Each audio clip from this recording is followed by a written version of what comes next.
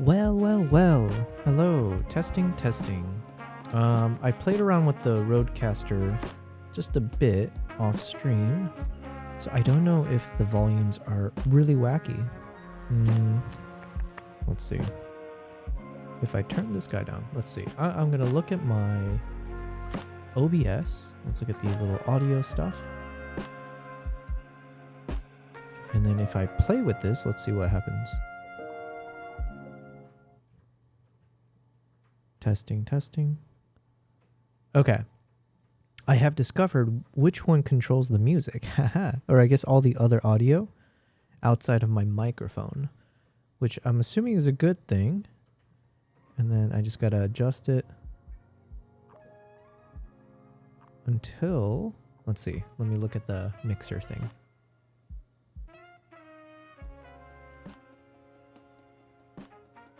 Okay, so now I think the music is kind of around negative 35 to negative 40 dB. And then my voice, if I'm this close, I guess, I'm usually around anywhere from negative 10 to 20, something like that. So I think that should be okay. Fedorevsky says, howdy in the chat. Hello. Thank you. Sorry, I'm just doing a bit of typical troubleshooting stuff. But thank you for being here. Welcome to day 123, 123rd stream. Yes, we've made it this far. What time is it? It is now almost 6:20 p.m. I've been a bit busy. I went to the gym today. Good workout. I feel sore. Amazing. We're slowly on our way to being disciplined again physically. Outside of that, I did a few things off stream. Yeah, so listen, I've been working all day. No changes there. Some good stuff though.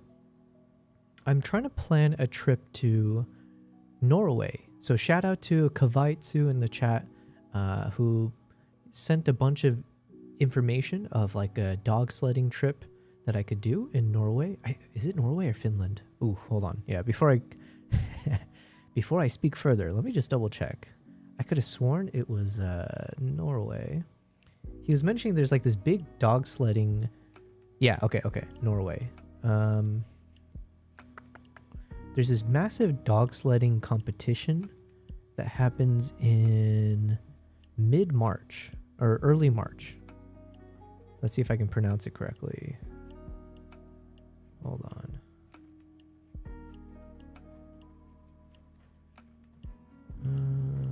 Where was it?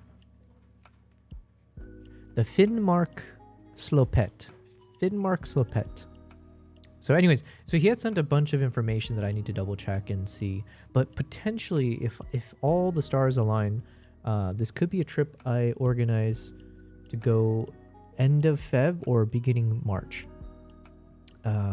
So which is coming up pretty quick. So I have to start thinking seriously, is this something I can do within my schedule?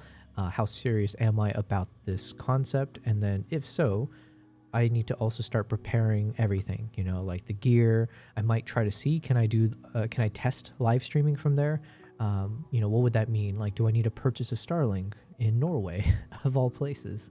And then, how can I bring it? There's all the laundry list of things I would need to figure out. So anyways, that's a little bit of what I was doing off stream today, as well as just working through a few other pieces. Fed says, looks like we're gonna film the next short film on Friday. Oh, nice. So in a couple days. Well, then it sounds like, Fed, you're in the same, well, not in the same boat, but you're probably in that mode now of like putting all the shot lists together and stuff like that, which I'm still very new to. So do let me know if you have like a certain workflow that you would always recommend for this. But generally speaking, I figure it's like you got to put your storyboard together, maybe the beats. What I was describing is like you need the beats of your story structure, which would, I guess, be considered like every time there's a big change in the storyline or a mood shift or whatever. So kind of different chapters in your story, and then figuring out the shot list that would go for each of them, blah, blah, blah. When you're in Finnmark, you're above Sweden, Finland, and Russia. Yeah, I mean, oh man, I love traveling into cold territory. And Kavai did mention that the Northern Lights are at its all-time high, basically until April, I think is what he said. So I would love to do a whole filming concept out there. Okay. All right. Yeah, we're starting off slow today. We're not going to go too crazy. The other thing I did want to talk about is I did film a little bit of the product overhead shots of there we go, of the DJI Osmo Nano, and I'm charging the I should bring it over. I'm charging the Wireless Pro, the Rode Wireless Pros. So I need to see if it actually works with this Rodecaster. So I might start today's stream just doing a little bit of testing with the tech, because it would be nice if the Rode wireless mic, supposedly it should connect wirelessly to the Rodecaster video. So then I can wander around and we see how the audio quality is. And that would be a huge benefit to the IRL stream concept, because then that's one less physical thing I need to worry about with like cabling and all that kind of stuff. I can just have 2 wireless mics hooked up. Oh, and that's the other thing I should look into, is like how many wireless mics can I hook up to the Rodecaster? If I could have like, because there's a chance, imagine as we become successful, we have other guests that join the Safari Jeep and I want to interview them. So ideally I could have multiple. I'm sure it's fine. Fed says, I wrote the script. Also, let me know if the S sound is a bit too sharp. I still haven't figured out how to take care of that. That should be probably what I take care of as well today. Hold on, let's look up real quick. Hold on a minute. Oh my god, my computer.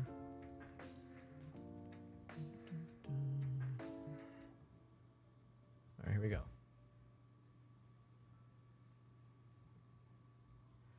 Rodecaster video mic, I don't know, de-esser. The Rodecaster video features integrated Aphex audio processing, including something blah blah blah, accessible via the touchscreen and advanced processing settings. Okay. Access through the processing menu on the desired channel, XLR or wireless, target frequency. Okay, so this is basically up to me to figure out how to do it. There's no reason I can't figure this out. Fed, you said there were so many photos of the location online on that site I talked about, so I was able to plan everything using those. Nice, nice. One thing I'm very jealous of is are people who are good at sketching and illustrating and drawing or whatever. Because that is like, if I had that one tool in my tool shed, my mental tool shed, I feel like it would allow so many new things for me to like explore.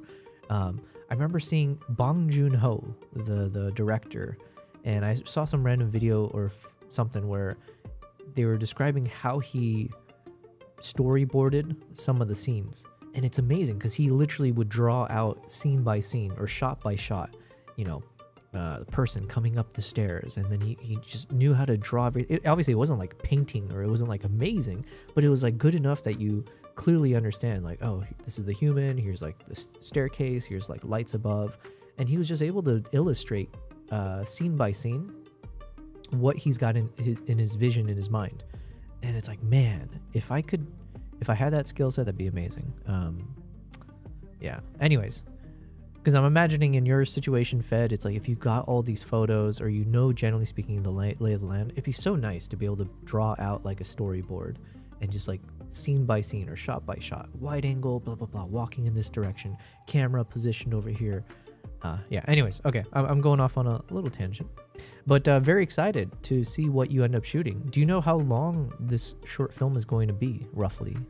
Or is that even something you consider at all? Like, do you just see what you got and then you'll make the duration of the video based on that? Hey guys. My cats are going crazy. I sometimes storyboard. I went to art school, but on these short films, when I'm going to film it all myself, it's enough to have it in my head. Gotcha. Yeah, I guess I'm thinking of it more for like when you do have like a proper film crew, and how do you share the vision that's in your mind with other people? And I feel like a lot of it gets lost in the sauce if I'm trying to share what's in my mind, unfortunately. So yeah. Anyways, but best of luck to you. All right, so before we do proper work today's stream, I do plan to continue what I was doing the other day, which is going to be just continuing to finish up my episode 2 or part 2 of my Mongolia vlog so we can proceed to the other travels. But before we do that, like I said, I've got this beautiful DJI Osmo Nano. So very, very excited to test this out. I have a buddy of mine. We are planning to go out into the desert fairly soon, like probably over the weekend or something. And because I've got this guy that I want to test out. So shout out to Freewell. They provided me with their color polarizer and the variable ND filter. So I figured this could be a fun little test. We'll go out to the desert and just do a little bit of shooting and, try to get some B-roll and behind the scenes and see how the quality of this lens can be with the ZR. Probably I'll shoot with like an 85 or even with my new 35 millimeter. So while I'm doing that, I figured it'd be nice to get some point of view camera shots, especially for my upcoming trips anyways. So we've been chatting about it online on stream, but yeah, the Osmo Pocket Nano, DJI Osmo Nano. Kimpa. No. This little rascal. And Nala doesn't even stop him. I gotta train Nala to kick his ass when he tries to steal the food. But yeah, so the DJI Osmo Nano, it's got all the same kind of pieces that the Insta360 had, so that I can like use a hat clip. So I got one of these guys, so I can let me cover my eyes. How do I show this? Oh my god, I can't do things reversed. Yeah, so I got this guy, so I can clip it onto the hat, and then you just oh, could you attach it from here too? Well, I mean, this is too much, but yeah, apparently. Yeah, so then you can imagine like I would attach this to my hat and then have a forward-facing view. So then like, as I move my head, it's like, oh, look at that. So you can see me looking at the Freewell lens as I snap it on magnetically, or you see when I'm shooting my buddy with his motorcycle and stuff like that. So yeah, anyways, this is why I wanted one of these. I've been shooting with the Insta360 Go 2, and that's been fantastic. The only issue with it is that it only shoots up to like 2.7K resolution or something like that. So it wasn't like necessarily the best quality. And the battery and all that other stuff, right? So now we've got these new evolution of that action camera concept. And this one is pretty, it's not as small as the Go 2. So it is noticeable if you stick it onto your hat, right? But it's definitely much smaller than like a GoPro and everything else. And it's pretty light. So yeah, very excited to play around with this guy. And then of course we've got the magnetic style as well, which I'm always a fan of, but yeah. So then you can slap this on. So usually when I'm traveling, I'll have one action camera attached to like a magnet here. And then I'll have one attached to my hat for like almost like an eye point of view. And then I'll have the Osmo Pocket 3 hooked up to the shoulder strap there. So basically I get like 3 different perspectives. Overkill for sure, but you can oftentimes get some really cool shots from doing that. Guys, what's going on? Where's Nala? Kimpa.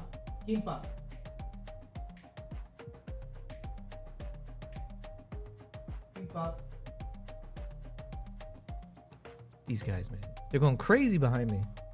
What's going on? What's happening, Kavai? Kavai says, yo, another new wireless mic? Yes, another. You make me sound like I spend too much money, which is very true. So very apt, very accurate. But I did. This should be hopefully the last of these types of purchases. But this is a very important purchase. This was not the mic. This is the action camera, the DJI Osmo Nano. But I did purchase the Rode Wireless Pro microphones. No, this is not the Go 3. This is the Go 3S, I think. There's one, but that's the Insta360 version. And after doing a bit of research, I think it seems like this one is much better, the Osmo Nano. Maybe not much better, but you can shoot in log 10-bit. It's got, I think it's slightly better form factor for me, slightly better battery life. Yeah, a few other things. Oh, actually, that is one thing I need to figure out.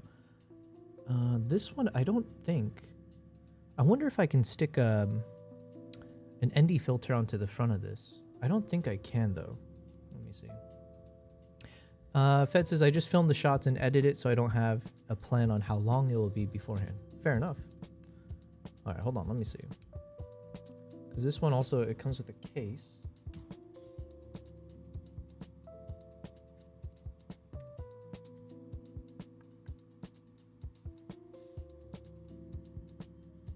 There we go. Oh, nice. Okay, yeah. So it looks like I should look into this then. Because the way it's designed, it does look like these should be replaceable. So then I can, like, let's say remove this clear filter lens, or like this clear lens, and I can slot in, I can swap it out with like some kind of ND filter. Because that is always definitely a benefit, and somewhat necessary for any of these film cameras, I think. So yeah, okay. So this is the whole shebang. We got everything we need to properly film some pretty cool action stuff. So Kavai, also, I was just shouting you out earlier. So thank you for all that information you sent about like a potential trip to Norway, which I'm definitely keen on doing. I've just been so distracted or busy with some other things I didn't. Time flies, right? But if all goes well, ideally I should hopefully plan a trip for beginning March. And yeah, like for me, I'm just trying to think in my mind. We can talk about it in more detail later, but this would be a perfect camera for when I'm on a dog sledding, adventure. So then that way, you can see what's happening as I'm looking around, or I might even attach this to one of the dogs. Actually, that's much better. That's much, much better. So then I would attach this guy onto maybe the lead dog. Like I'm assuming they got a collar or something like that, right? So then if you imagine from the front point of view of the dog on the dog sled, that would be so cool. I think that would be actually really cool footage. And then I would use my Osmo Pocket 3, or if the Osmo Pocket 4 comes out in time, then I would have an Osmo Pocket 4 on my backpack on the dog sled. So then you get my point of view, the dog's point of view, and then I've got like, I technically have my Insta360 Go 2 still. I've got the GoPro Hero 12, and I've got the Insta X4, I believe. So I still have other action cameras to get some other unique shots. But then can you imagine a dog sledding vlog? That is in the works. That's what I definitely want to do. So Rachel says, what's good? Rachel's in the house. Thank you very much for being here. Hello from the YouTube side. Welcome everyone. So I am streaming on YouTube, Twitch, and Kick. I haven't started the TikTok stream yet. Because like I think in the beginning of my streams, I wouldn't mind doing a bit more casual stuff, like maybe watching a couple YouTube videos just to warm the senses up, or watch some tutorials and just kind of, get in the groove of things. And then afterwards, as we, get into the stream, then I want to go into editing mode, and then I'm not as concerned about TikTok suspending my stream, because it seems to happen quite often. And I'm assuming it has something to do with like really strict copyright stuff. So, but yeah, anyways, so welcome Rachel. I was just talking about 2 of my recent purchases. So I did a little bit of unboxing. I recorded it for later, just in case I make a YouTube video using that. But we've got ourselves our fun little DJI Osmo Nano. I'm very excited. So like I said, hopefully I'll test it out over the weekend or fairly soon and do like a quick video project out in the desert with a buddy of mine. And we'll test out the Freewell. Magnetic variable ND plus color polarizer filter system. We'll test out this guy. And oh yeah, and then also I think now that I have everything, actually let me bring the Rode mics over. Give me a second.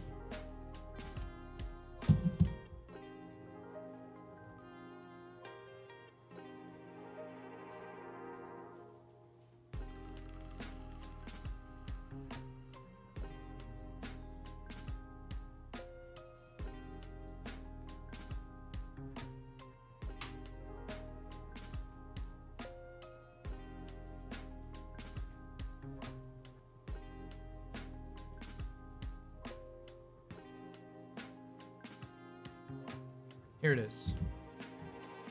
Actually, let me bring the other piece of it.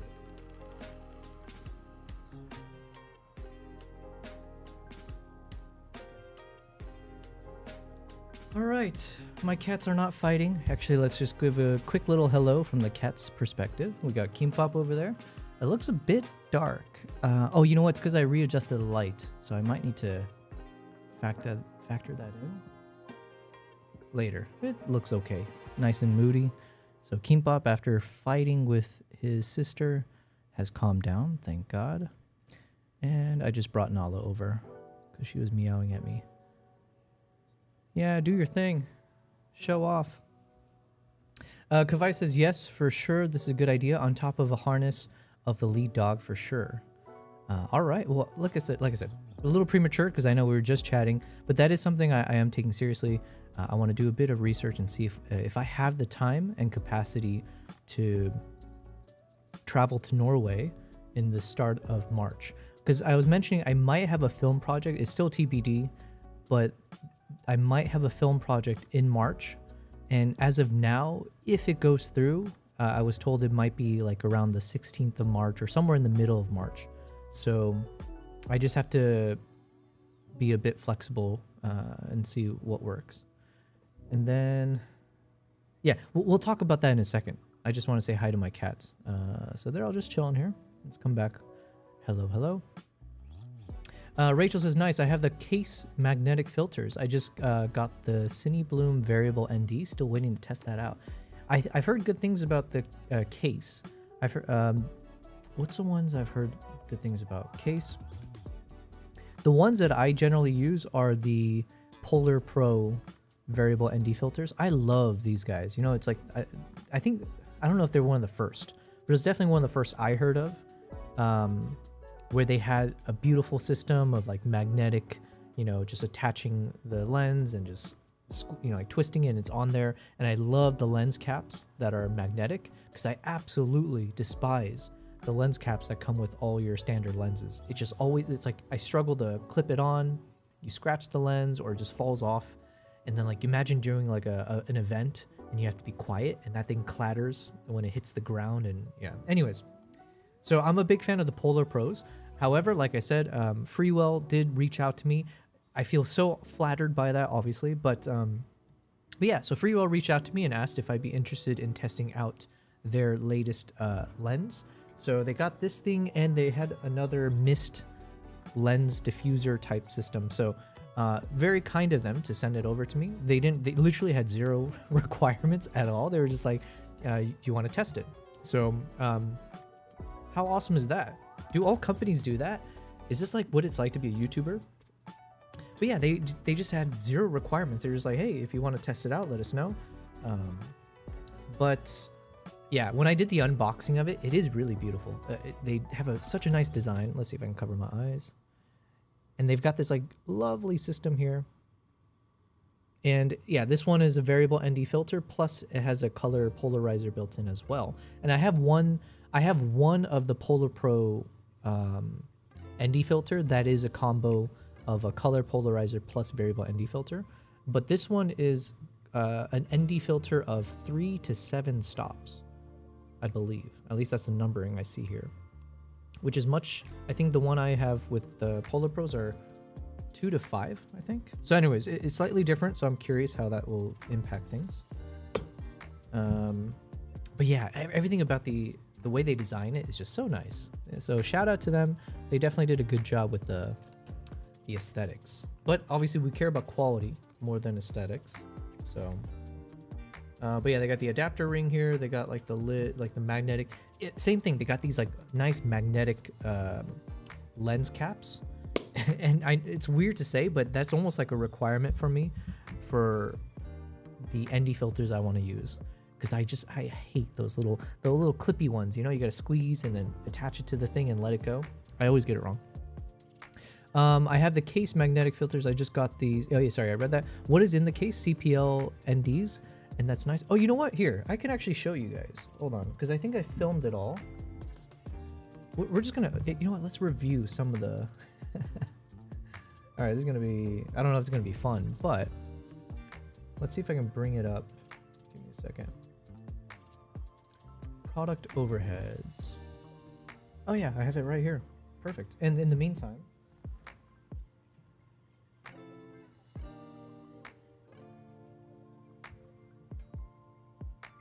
let me kill two birds because I just filmed the unboxing of this DJI Osmo Nano and the Wireless Pro. So let me just start transferring it over into my computer. So we'll multitask a bit. But yes, sorry, I'm kind of hopping around here, but thanks for being here yet again, Rachel. It's good to see that you are returning. I'm glad that my service was adequate enough that you decided to come back. Thank you, returning customer. Yeah, and today is going to be a bit of the same as the other stream. I'll just be, we'll start off casual. I got a few, like I said, some exciting new products, and then I'll show a bit of what I'm going to shoot. I want to work through a little bit. I don't know if Kavai is still going to be here, but I do want to talk through a potential project or like a travel that I want to do in Norway with the dog sledding. And then we got to do some video editing. So I'll probably focus on video editing over photo editing. I might do a bit of photo editing if we're watching a YouTube video, because that's a little bit easier for me to like just kind of play with a photo as the video is off to the side. So we got this lovely shot of a young leopard cub from my trip to Sri Lanka. So I figure we can have some fun with this one. So we got a lot on our plate that we could get to. What has happened? And BC's in the chat. BC says, morning, sir. Hope you're great. I am doing very good. Thank you. Your service was adequate enough. Yeah, just enough, you know, just enough. Rachel, I missed your message before. Hold on, sorry. Fed says I used to use Nissi. Oh yeah, that was the other brand, Nissi variable. But nowadays I just use a 3-stop ND filter when out in the sun. I pretty much always want deep focus anyway, so it works well for me. Gotcha. Okay. Biggest thing to look for is if there's a hue tint cast due to the filter. Some of them change your white balance to a little bit more green or magenta. I did hear about that, and I think I even saw some reviews of Freewell use in the past, or like with some of their previous products. They did have some kind of like hue shift that would happen from their filters. However, briefly, and I don't know how true this is, I think it might have even been, I was like using AI to like synthesize a bunch of reviews. But I believe I had seen some feedback that with this new system, this like magnetic system that they've got, they have actually resolved that. So I'm curious, you know, I'll do more research. And then I usually shoot in RAW. I don't know how much that matters or not. Maybe it just means you have to do a bit more post-production work. But I'm assuming if you're shooting in RAW, like in log or whatever, you should be fine with the color shift.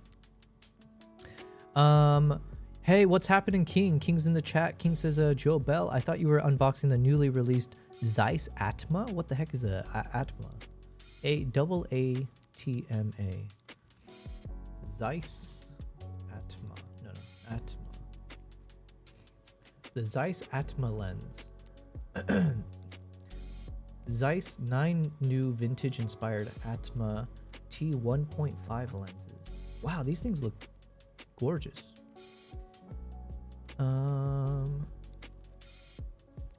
Wow, so they just like released 9 lenses at once? What the heck? Why don't other companies do that? Nikon, where are you at? Give me like 9 lenses. Okay, well, how do we get Atma to reach? Oh no, Zeiss. How do we get Zeiss to reach out to me? Okay. Well, we'll do a bit of research on this in a second. Oh, I'm getting so hungry. That's not good. You want the locked off ones, not the 1 to 10 stops or stuff like that. It will just lead to issues using those. Okay. BC says this image is amazing. I need shit like this in my life. Oh, thanks, man. You know, we didn't do too much editing on this one, to be honest. I did play around with that Luminar Neo. So shout out to Luminar Neo. I believe I have a affiliate code from them. Wait, what do I type in? Is it just Luminar? Let's see if it works. No. Luminar Neo? There we go. Yeah, they did give, and I didn't do anything for them really yet, but they did give me an affiliate code if you want to get 10% off. But basically, I started playing with Luminar Neo for like photo editing, and they've got some cool AI stuff that I like to use, especially like creating these the sun rays coming in from different angles. So that's the only thing I kind of did, and then I used some of my presets to, generally speaking, get a sense of like what style I like. So I used one of my presets here. I think it was my Golden Monkeys preset. Let me see. Yeah, I'm pretty sure this one. I mixed a couple of them. So like manual work, I didn't do much yet. It's literally just using my presets. But thank you very much. That means the presets are doing its job. So, is the gambling thing working now? It's still broken. Why? I don't understand. What did I might have to just refresh everything. Not the point system, but I might need to reconnect my accounts. I'm excited to see the results. Honestly, the color shift will be no biggie in rock. Gotcha. That's what I thought, but I was second guessing myself. I need to learn not to second guess myself. Okay, so here's what I wanted to show. And then let me just start transferring over some of the files from my memory card from the shoot I just did. Where are you? The Nikon ZR. Let's see, how much did I film? I filmed 100 gigabytes just from like a few minutes of overhead product shots. That's a little bit insane. I need to be a bit better with my, I have to be tighter with how much I film. Give me a second. Today is 2026, February 11th. Overhead. What was this? This is the DJI Osmo Nano and Rode Wireless Pro mic. Okay. All right, that's going to take 7 minutes to transfer. In the meantime, oh yeah, can you guys see my screen? Let's make sure I'm doing the right things here. Was that in RAW though? That's typical. Yeah. The huge files because I was filming in like 4K 30 frames per second. So I have no one to blame but myself. All right, so this is from one of the days when I was like filming a bunch of the new products that I purchased. So just like some overhead shots, a lot of warm tone to it. I can change it later, of course. So this is the Rodecaster video, all right? So I figure when we become successful as a streamer, especially IRL, when we're doing these safari streams, you know, and people are like, wow, amazing. Everyone follows Yobel Prize because he does all these crazy wildlife live streams, right?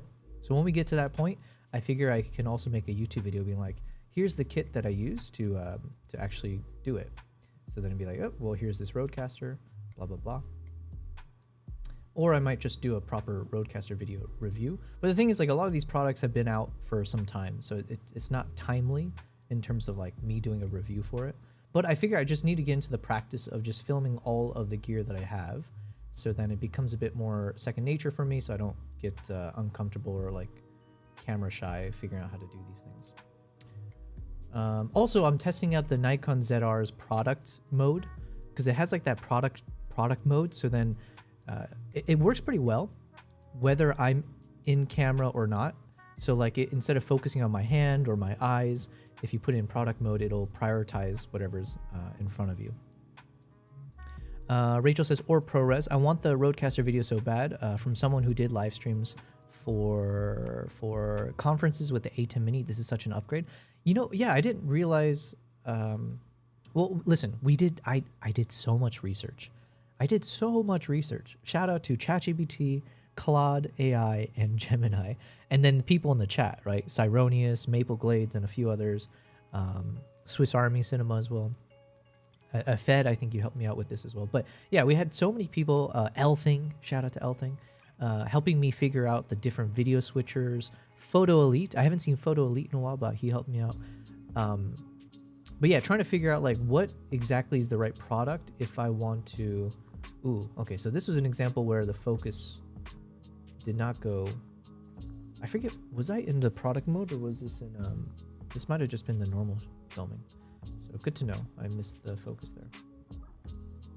But yeah, a lot of people helped me figure out the differences between like the A10 Mini, the A10 Mini series, as well as the Rodecaster video series, because I know they just came out with the Video S.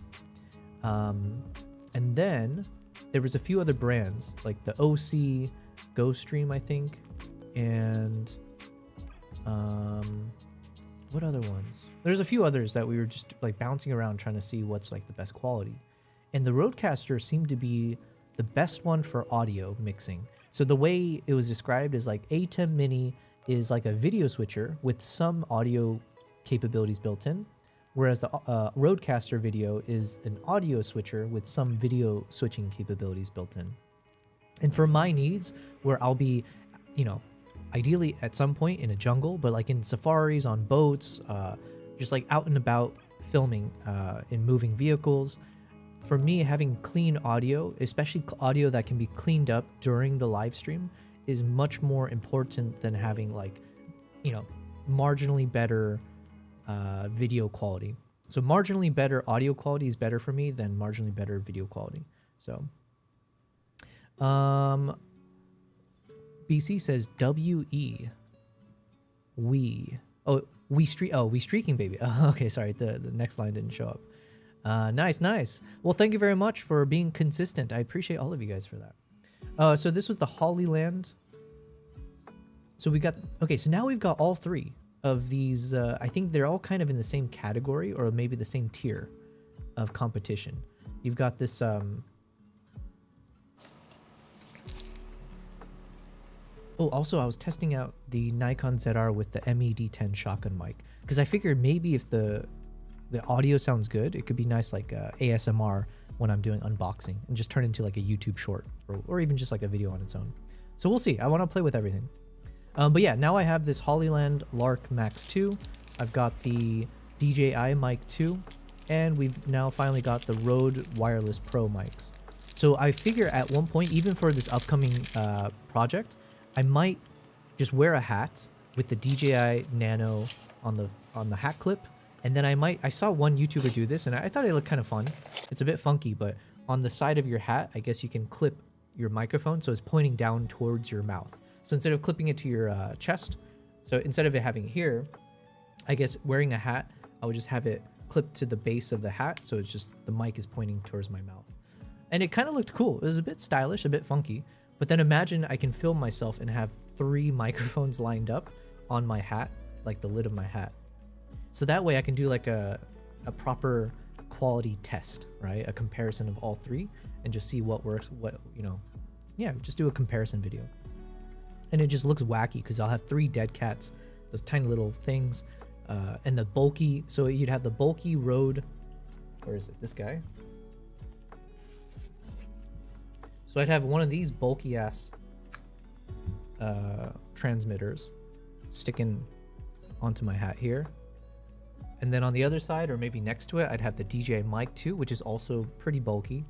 And then I'd have the Hollyland, which is nice and the pretty one. Yeah. By the way, of all 3, I think I'm the least fan. I'm not a big fan of the Rode case. I do enjoy, like, it looks nice and it's interesting. It's like this kind of soft hybrid, soft hard shell, and you can charge it from here and everything. But I just don't like once you open it up, the way it's all lined up. Not pretty. I keep getting confused how to put this back in the right way because I just put it on the wrong side. I have to keep flipping the freaking thing until it all fits. Yeah, it's just not the best, I think, compared to the other guys. So that's more of an aesthetic thing. Also, it's a little bit of practical thing because I keep fumbling around trying to put it back in the case and I get it wrong. See if there are different audio settings for that in terms of audio direction. The chest is where most of the projection of voice stems from, thus a better audio sound. Oh, that's a good, I mean, that is a very good point.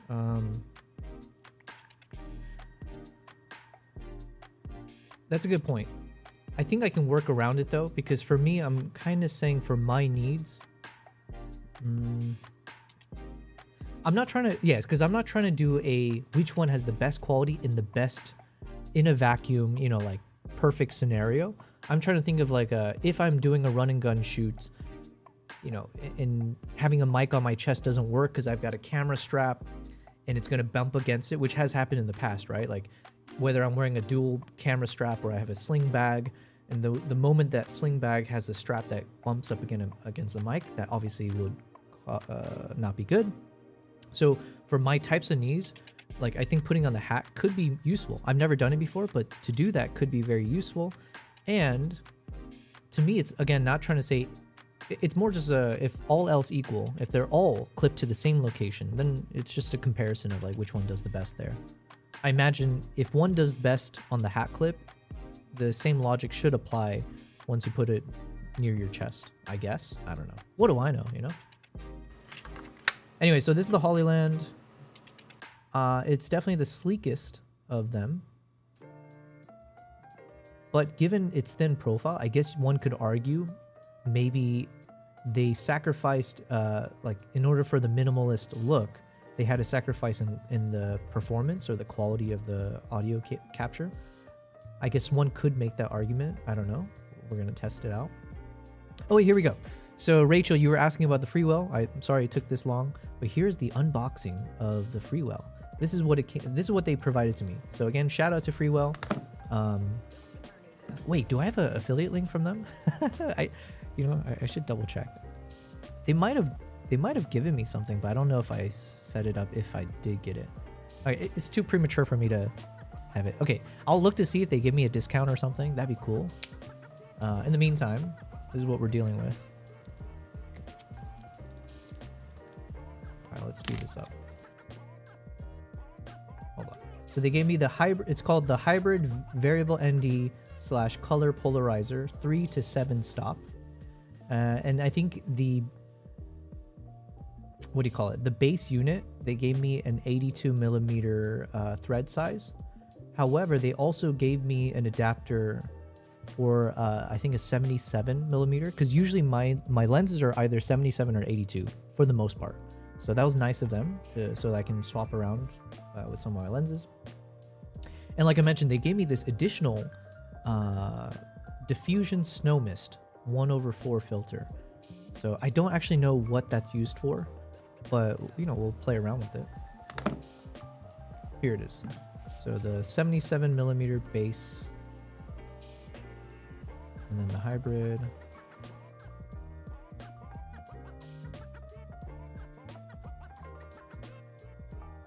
But the design, the quality, it is A+ for the aesthetic, I will say.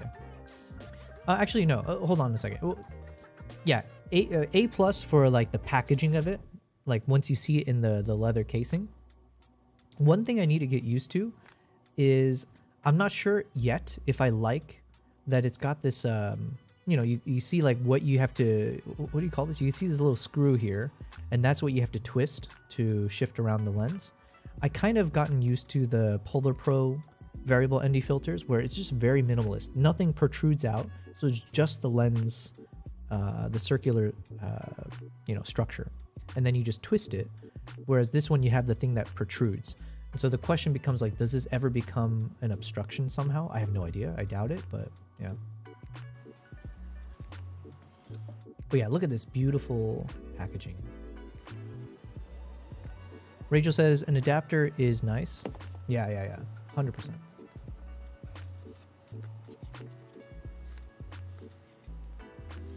So yeah, like I said, really like the packaging. I wanted to jump ahead to the lens cap because I think I was testing it out earlier. Let's see. So yeah, this is what it looks like.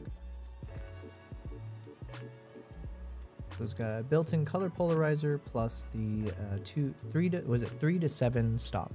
Fed says, yeah, my Nissi variable had the, oh, sorry guys, I'm not sharing. I'm an idiot. My bad. Here we go. This is what I meant to share. So this is the color polarizer. It's got 3 to 7 stops.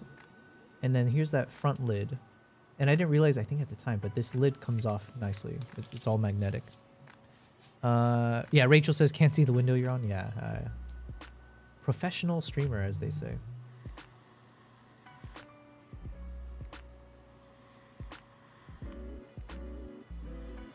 Although I guess I didn't really figure out how to change the color polarizer. Oh, did I pull this off? Let me see.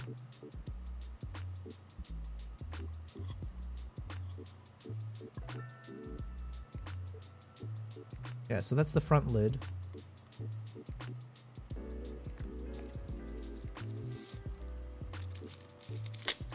The build quality does look really nice. You're doing just fine. Thank you very much. It can be an issue if you want to use lens hoods. I never use lens hoods with the, even with the Polar Pros, because the lens hoods never fit once you put the, once you put that on. Derp. But now that we're being like more proper filmmakers, I should look at getting those, what is it called? A matte box? I think Polar Pro also sells it. I wonder if Freewell does. But like, yeah, I wonder if you can have one of those matte boxes or whatever lens hood style with an ND filter, like a, you know, attached to your lens. Does that work? Or do you need to buy one of those matte box systems where you have to like slot in ND filters into the box? I don't know. All right, let's see if I can show you guys. Yeah, so it comes with the 82mm base adapter. And then here, oh yeah, so here's the, I think they just label it A and B. Yeah. Which is like, whatever. Kind of nitpicking. But for me, I personally, it's just a letter shift, right? But with Polar Pro, they have F and B, right? Front and back. And to me, I feel like that just feels more intuitive than A and B, but who cares, you know? Get the ones you can stack, yeah. But again, if your style is run and gun, they may not be your style, yeah. So I'm still so new to this journey of filmmaking that I do need to, I don't actually know yet what is considered better for my needs. This is where I was struggling. I thought you take this off, but I was wrong.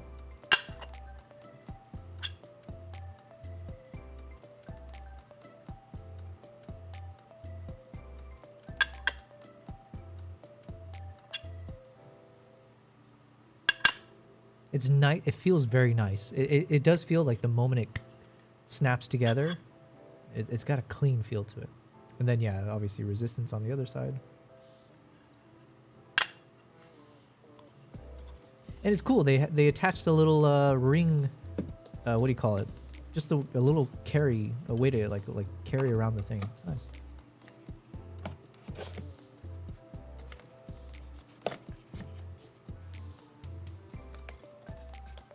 All right, anyways, let's see. Is there anything else useful about this? Oh yeah, they have two little, you know, it's just nice. It's a nice build. I like it.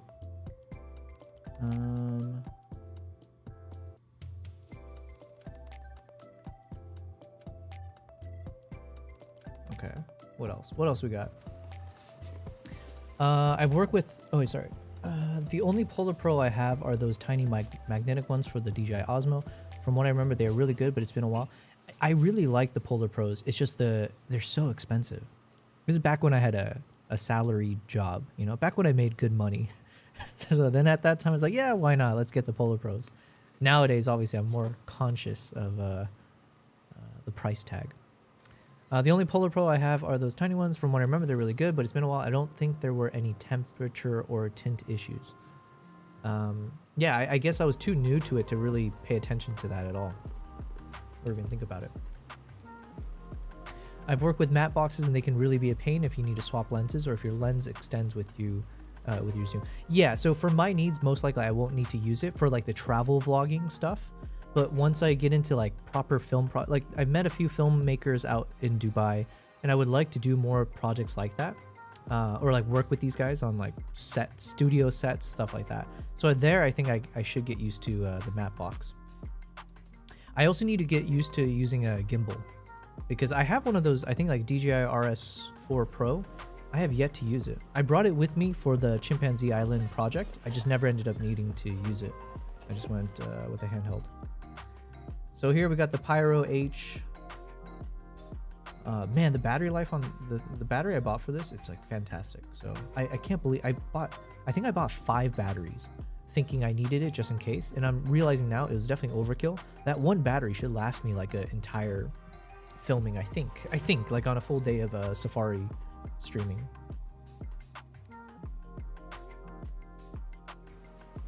Oh, look at this badass guy doing finger tricks, pen tricks. What else we got? Oh yeah, so this thing, oh, I mentioned this on one of the other streams. I don't know, Small Rig needs to rework the design of this. because I straight up see a swastika here, right? There's no hiding it. That is straight up. Am I? That is definitely a swastika, right?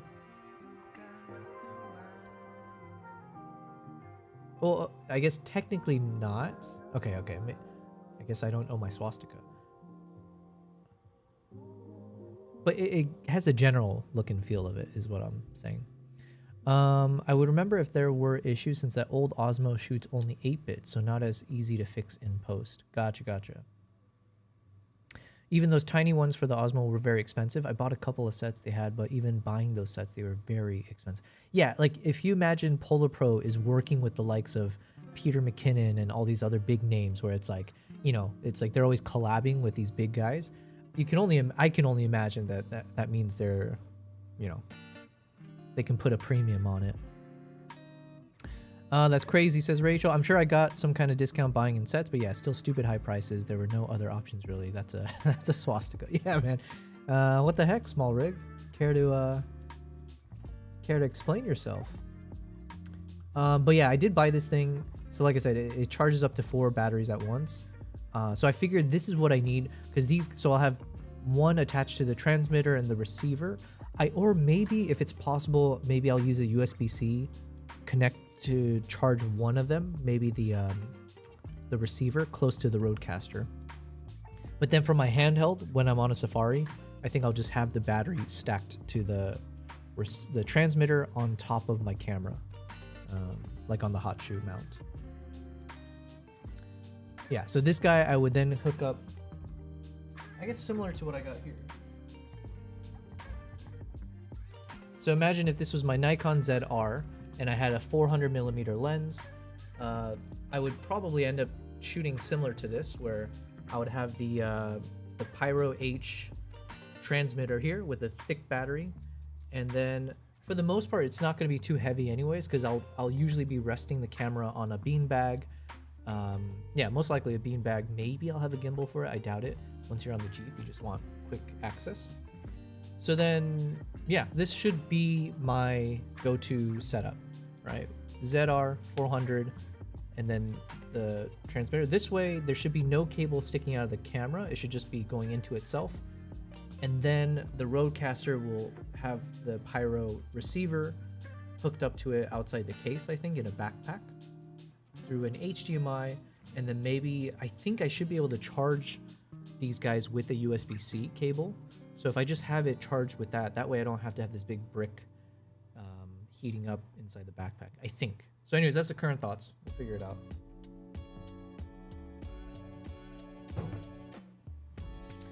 All right. Fed says we shouldn't give that symbol to the Nazis. It's a much older sacred symbol in Hinduism, Buddhism, and Jainism. I've never heard that word before. I did hear about that, right? Or like, I know it's a... It kind of got what's the word? It got co-opted, I guess, or whatever. But while that's true, it's like we live in only one world where, you know, there is a predominant interpretation of things, and you know, so it's like, what can you do? Oh yeah, so shout out to Tilta. I don't know why I'm shouting them out. They're not working with me, but I am now using a lot of the Tilta products, like the Tilta cage on my ZR, and I got this this portable charging station. And I think a few of you guys in the chat actually use this. So I'm very excited. That should mean it's a good quality if you guys are using it. But yeah, so now I've got 2 of the Tilta batteries as well.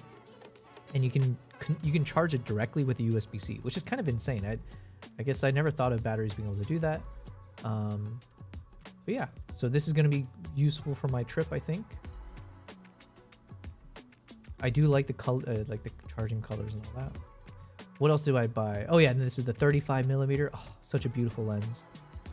So this is the one that I'm using right now for Nala.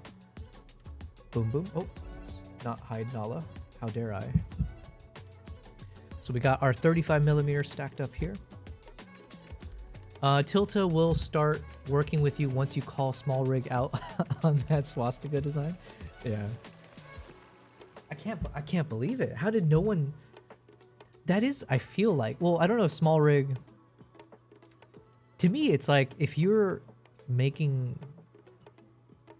that should be one of the main things you should be able to recognize. If like from a product design perspective, you would think like, I don't know, don't you like go through user testing or like just, it was so apparent to me once you look at it that's like, yo, I'm staring at a swastika here. So I don't know how that got past them. But yeah, here we are. All right, so we got a 35mm lens.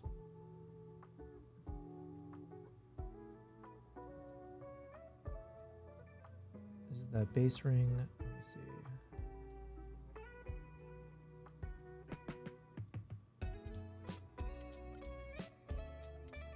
Oh, and then this is the snow mist. So again, I have no idea what this is going to be used for. It's either you use it in winter terrain or you want to mimic snowy environments. I have no idea. But it should be fun. Because like of all the places for me to have this snow mist thing to test out, Dubai is definitely the last place on the list. So...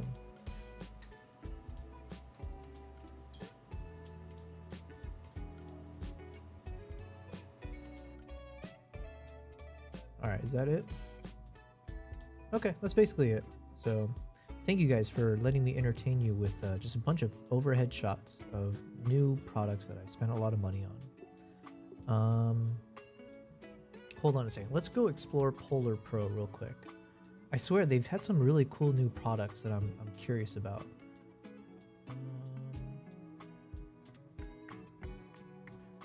Short stash filter.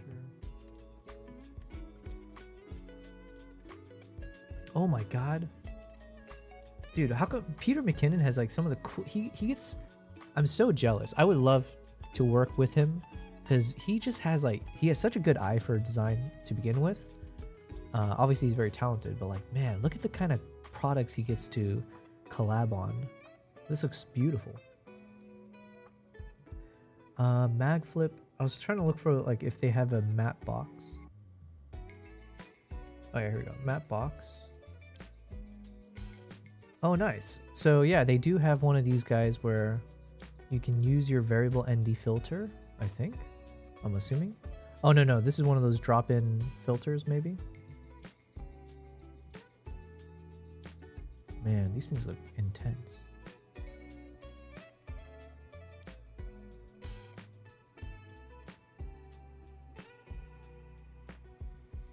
Maybe this one.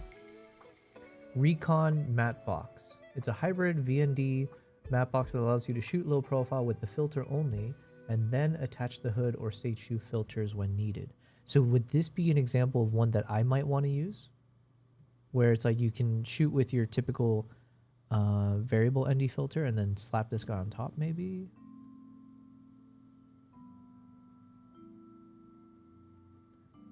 Yeah, they are like cream of the crop when it comes to the aesthetics, I will say. The ultimate setup for run and gun filmmaking. Ooh, so it's for someone like me, right? Fed says, I don't think they're going to stop using their thousands of years old sacred symbols in India just because some nut used it in a few years. Yeah. Did Peter McKinnon really design those? I have no idea. But I'm saying like just to even work with all these amazing companies and like have the coolest designs. This isn't an ancient sacred temple. This is a tech product that will be sold at B&H. Oh yeah, you're right. I didn't even make that connection because B&H is a Jewish owned. Yeah. That's hilarious. It's not hilarious, but it's kind of funny. So anyways, this looks like something that was meant for me. The Recon matte box is available. It's for run and gun filmmaking. It's got the VND CP or Chroma VND PL. Stage 2 clip-in filters attached directly to any of the 3 base filters. That's kind of cool. I like this style.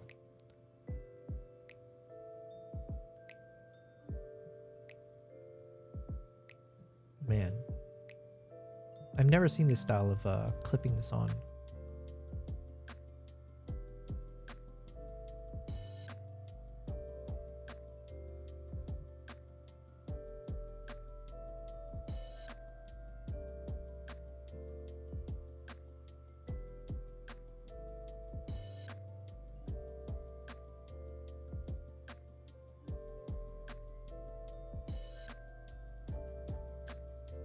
Anyways, so yeah. Oh yeah. So let me see. Osmo Pocket 3. I do need that. Does Freewell sell that? Let's see. Fed says somehow I don't think B&H is going to care about that. It's not even a proper swastika. True. It looks like a modernized version of the swastika. The swastika for the 21st century. I don't think Judaism has much to do with B&H everyday business. Well, I love shopping from B&H, but I do know because they what do you call it? Sabbath. What's the word I'm looking for? They partake in Sabbath, right? Because I know it's like every time it gets so annoying because I'm about to buy something. It's like, oh, we're actually closed. It's like, oh. All right, let's see. So they got action cameras. Oh, nice. They do have the Osmo Nano. You think I can reach out to them and be like, hey, I know I haven't like done any reviews for you guys yet, and you guys have been so considerate to give me all this without, you know, any other request. Could you actually give me your filter for the Osmo Nano?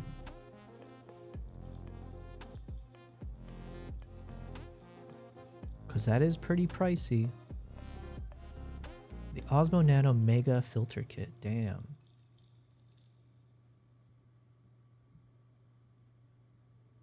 How does that compare?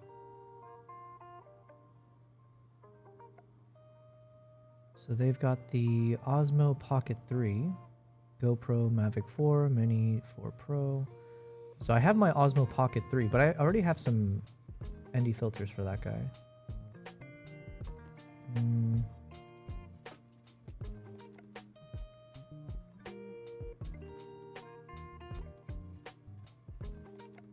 Okay. I need to send an email to these guys. A bit premature, but you think you guys can ship over a set of this Osmo Nano Mega Filter Kit 12-pack?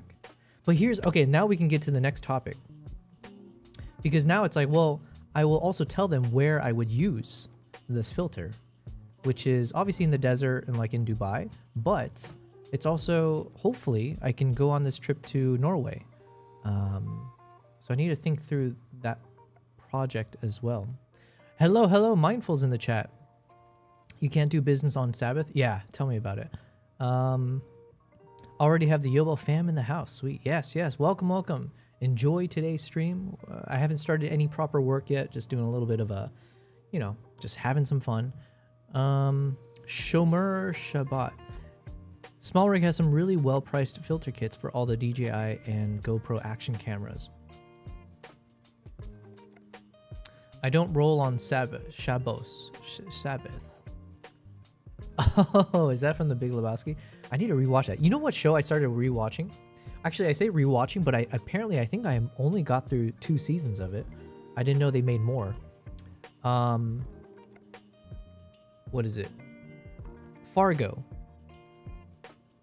I watched Fargo season 1 and 2, and I loved it at the time. And I didn't know there's like 3 more seasons now. So I decided to watch it from the beginning again, and man, such a good show. And it's also kind of fun to rewatch it because now I'm being attentive. Like I'm paying attention to how they film all the scenes, and hopefully I take notes of like how I can be better at filmmaking as well.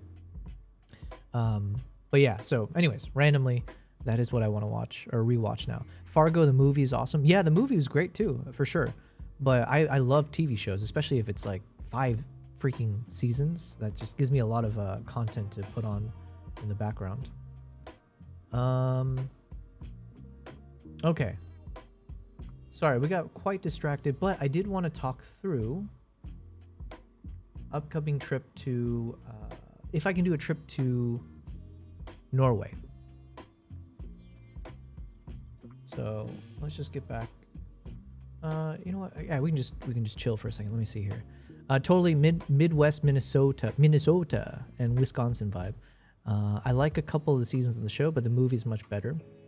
I need to rewatch the movie as well. I enjoyed that movie a lot, but like I said, I just enjoy TV shows, just because like it doesn't end, or it's you get more of it. What was I thinking of? They had that one actor, Jesse Plemons, who I really like. I like him in everything that he's in. And I know he was in season 2 and he was fantastic. So I'm excited to get to season 2 again just to watch his performance. Because I feel like that dude, I used to call him, I didn't say this word because it didn't exist at the time, but I used to say he was like the Temu Matt Damon. Because he definitely looks like Matt Damon, or at least like a close cousin or brother or something.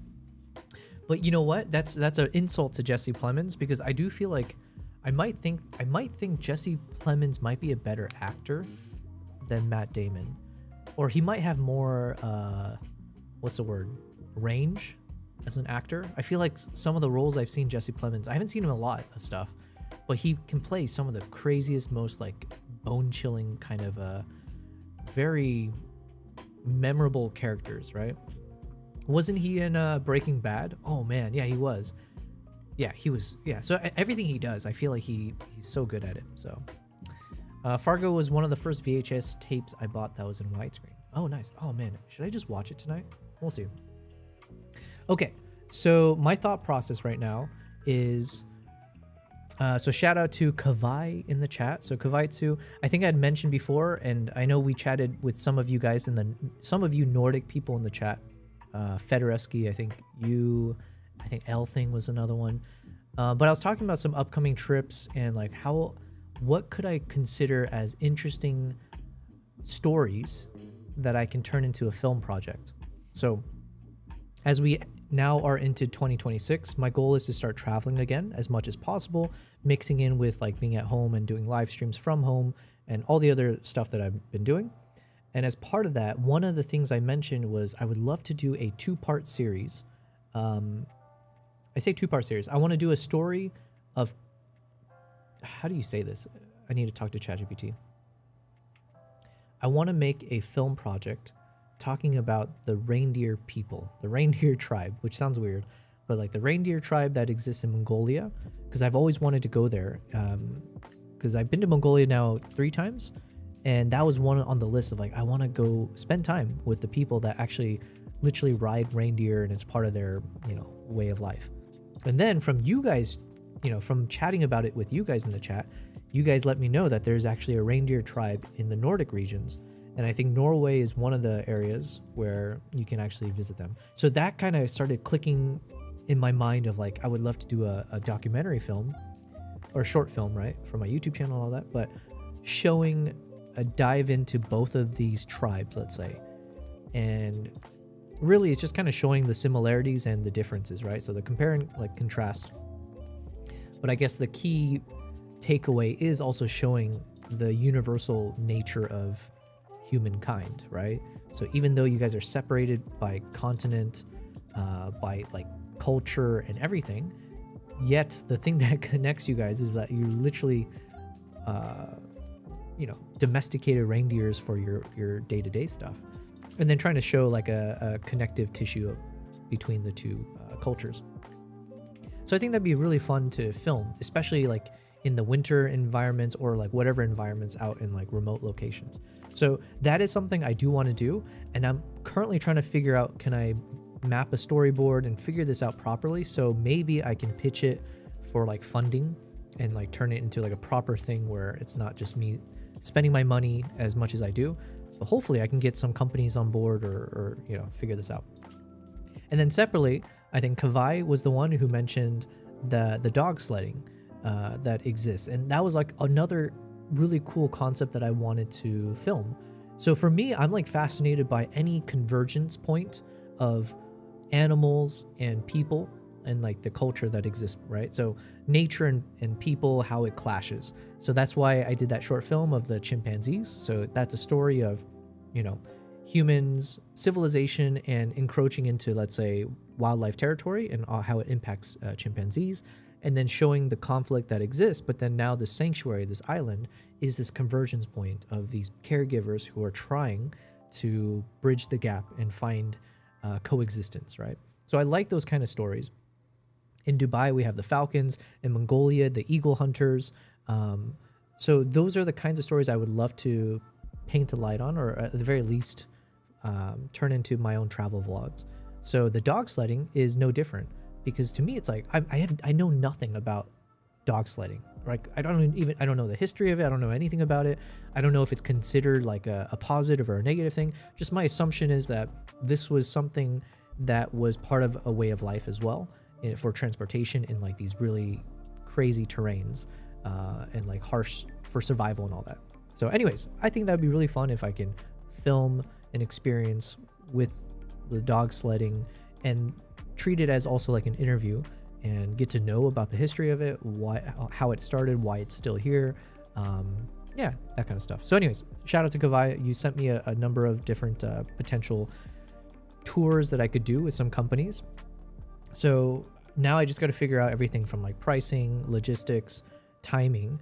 And if all goes well, I would love to spend like 7 to 10 days in Norway and do like a proper multi-day dog sledding across Norway, and just film all of that. So that's where I was talking about, like, yo, can you imagine hooking up this guy, this new Osmo Nano, to the collar of the lead dog, the lead husky, I think, I don't know.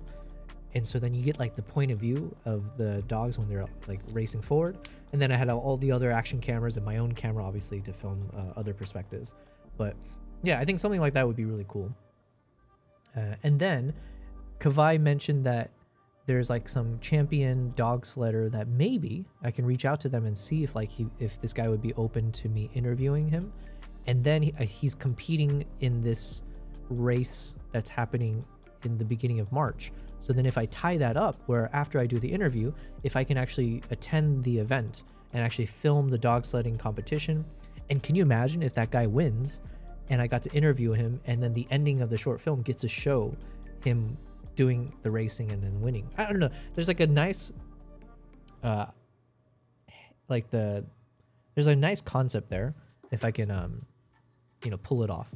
But March is coming up quickly, so I need to actually think this through a bit further, reach out to some of those companies, see what's possible, how much will it cost, and all that kind of the typical stuff. Because your boy, I'm spending too much money, so I also have to be very mindful. As much as possible, I need to figure out how I can, compensate for the extra costs of things. So we'll see. Sorry, let me read the chat real quick. Fed says he's really good in Breaking Bad. Yeah, Walter in Big Lebowski is such a great character. Shut up, Donnie. Oh yeah, you know what? I should rewatch that now. That was a good movie. Oh, you know what? I think it was in Iceland.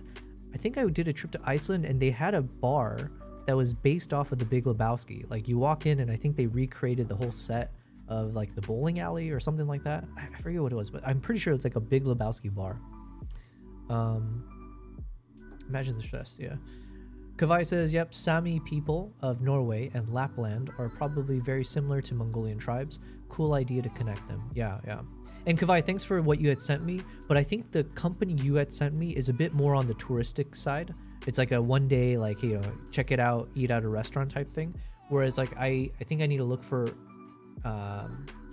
spending time with like multi-days with like a more, I don't want to say authentic, but like going deeper into like into the tribe experience and like try to film someone, interview them and stuff like that.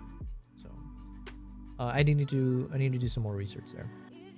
But the thing is also, Kavai, I think for the Sami people thing, like I said, I might want to separate that out because I'm trying to do too many projects in one trip. So it might be better for me to organize for later. From a brief AI researching, there is some notes about how there's a great migration. I say great migration. There's a huge migration that happens in the springtime in Norway, where the tribes are herding all the reindeer across, from whatever place to the other place. So this migration apparently could be really nice to film because then you would see like a huge herd of the reindeer heading off. So that could be really fun if I then plan for the springtime to try to film parts of the experience in Norway. And then I need to pair that up with Mongolia. So Rachel says, that's awesome. I worked with Native American and indigenous tribes across the US for documentary/commercial work, more about economic development on reservations. Oh man, I feel like, okay, so Rachel, maybe at times I might try to bug you to get your insights, right? Because I'm so new to that space.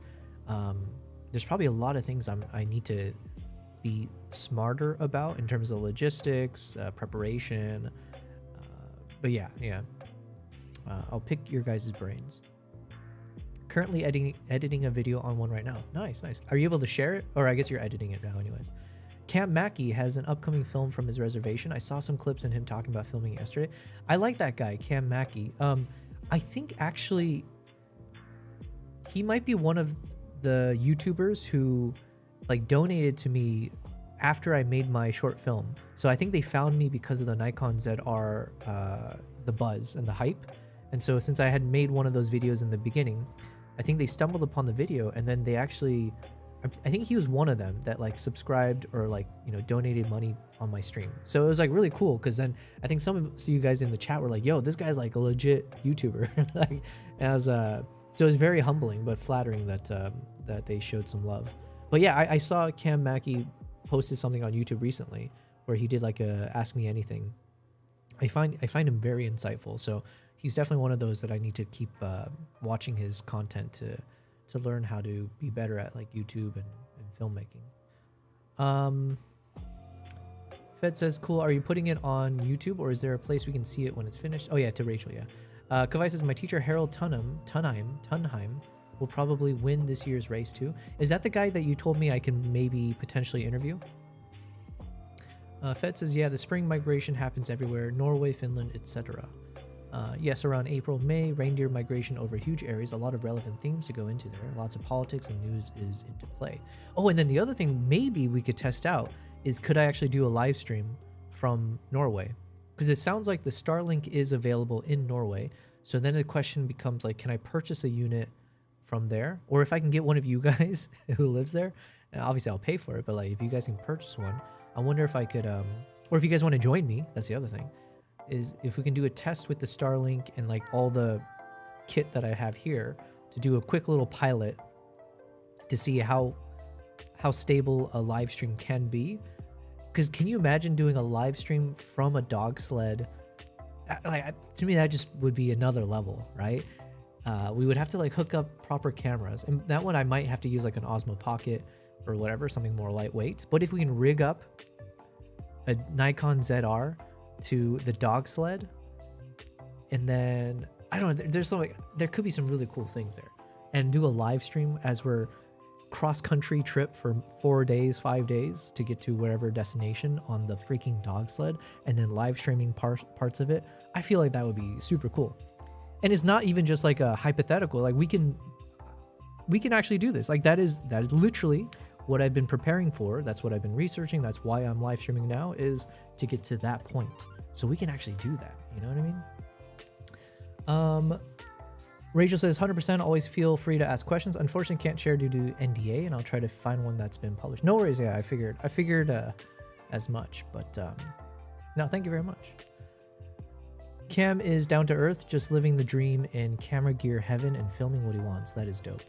You know what? Maybe he's another person I can reach out to, because you guys were telling me I should reach out to Mr. Mati Hapoya. So maybe I should when I send out an email to some YouTubers, I should add Mr. Cam Mackey.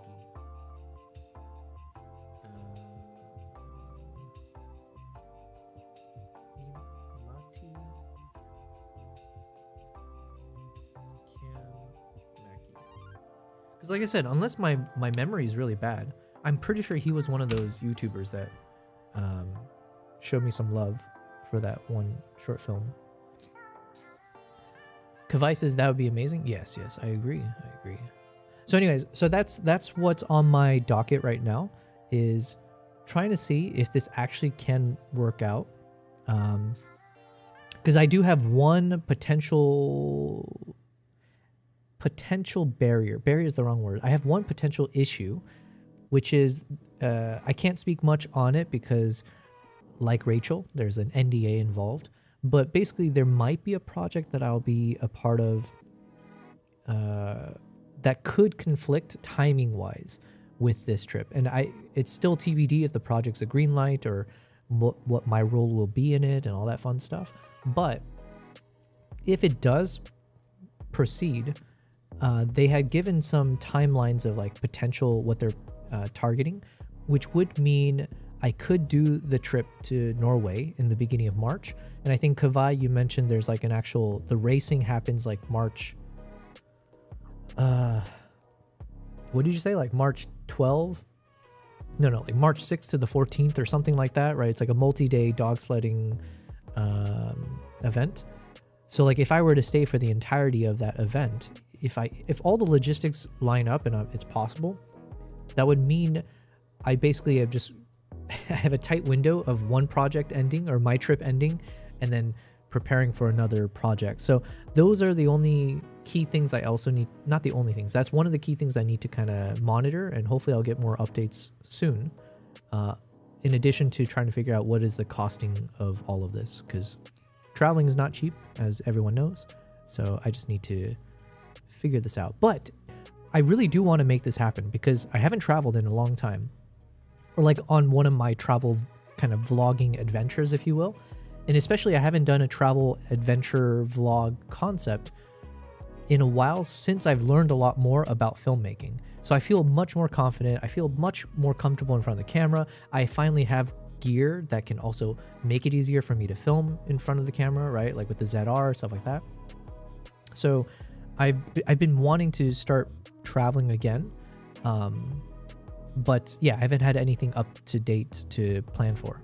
April, I have my trip to Uganda, but that's like a photo tour. So it's less like, I can't really be filming myself the whole time because I'm there with clients. Like I'm there to make sure the photographers that are joining me are having the best time. So it's not me selfie mode filming myself. It's more trying to capture good shots of them behind the scenes, make sure that they're having the best experience.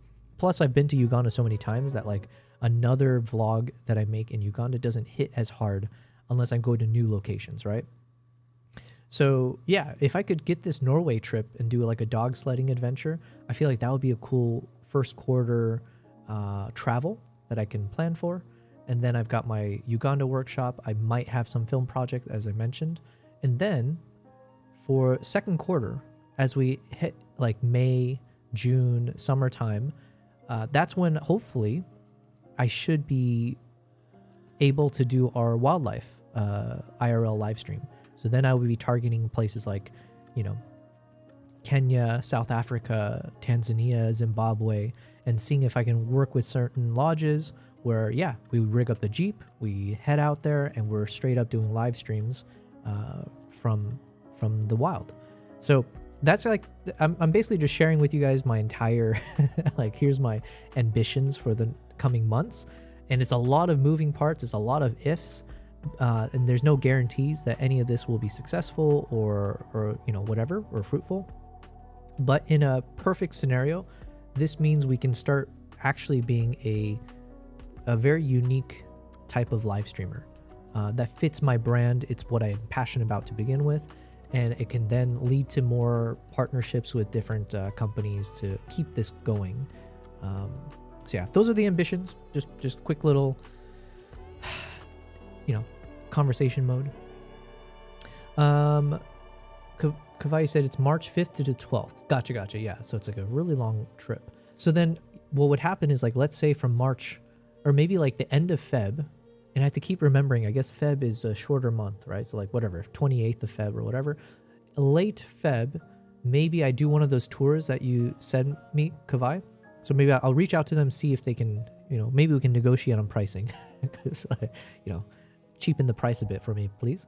But if we do, if I do one of their tours where you spend like 4 to 5 days going cross country with the dog sled, and I can use that time to film the behind the scenes, film the people there, so then it could be content for them. I would obviously promote them, but like, capture the story, the dog sledders, all that kind of stuff, and get the nature and the cross country adventures. Then as we come to the end of that, ideally somehow, I don't know the terrain, I don't know if it would be like from wherever we stop the dog sledding, am I close to where the guy you mentioned, Kavai, that I could interview him, and then wherever the racing occurs, right? So I have to figure out geographically, does it all make sense to do the dog sledding first and then meet up with your boss or the guy, interview them, and then film the actual race event across the multiple days. It's a lot. That's a lot to try to pack into a single trip. Because you're saying March 5th to the 12th. That's a crazy amount of time just to... I don't know how much I can film in those days that would be useful. Because I imagine like the key shots would be like when the race kicks off. Kavai, you sent me some really cool shots, like the silhouettes around like sunset time from a distance. So getting some key hero shots would be great. But then like every day, I don't know if it's like so unique that I'm actually capturing valuable content, or if it's just like every day is about the same and you just keep chasing after them for key moments. And then really it comes down to the final day when they come to the finish line or something. I don't know. So those are like the logistical things I have to think about as well, storyboarding wise, or if it's even necessary to capture the whole thing. Yeah, I don't know. There's like so many things I need to think through. 12th is the winner expected to come to the goal, but the rest might come the next day. Also, the podium and prizes are given out the 14th. Fun to film too, especially if you film for the winner's journey. Yeah, I mean, like I said, but it just, every day of that kind of trip, you can imagine the costs, you know, it doesn't go up or it doesn't go down. So yeah, I have to think about that. I just have to maximize every day that I travel, basically. Looks like we'll be filming the next short film on Friday. Oh yeah, you mentioned that to Mindful. Mindful saying, I love watching your videos to Fed. The ASMR or as shot videos are great. I agree. I 100% agree. Observer videos, yeah. What is happening? We got Mr. Conan in the chat. Just got out. You make it sound like you just got out of prison. Welcome back, Mr. Conan. Thanks for being here. Kavai says, I can give you details on the geographical according to your needs. Excuse me. Thank you. I'm going to take a sippy of my... Oh, shoot. Got too pulpy on the top.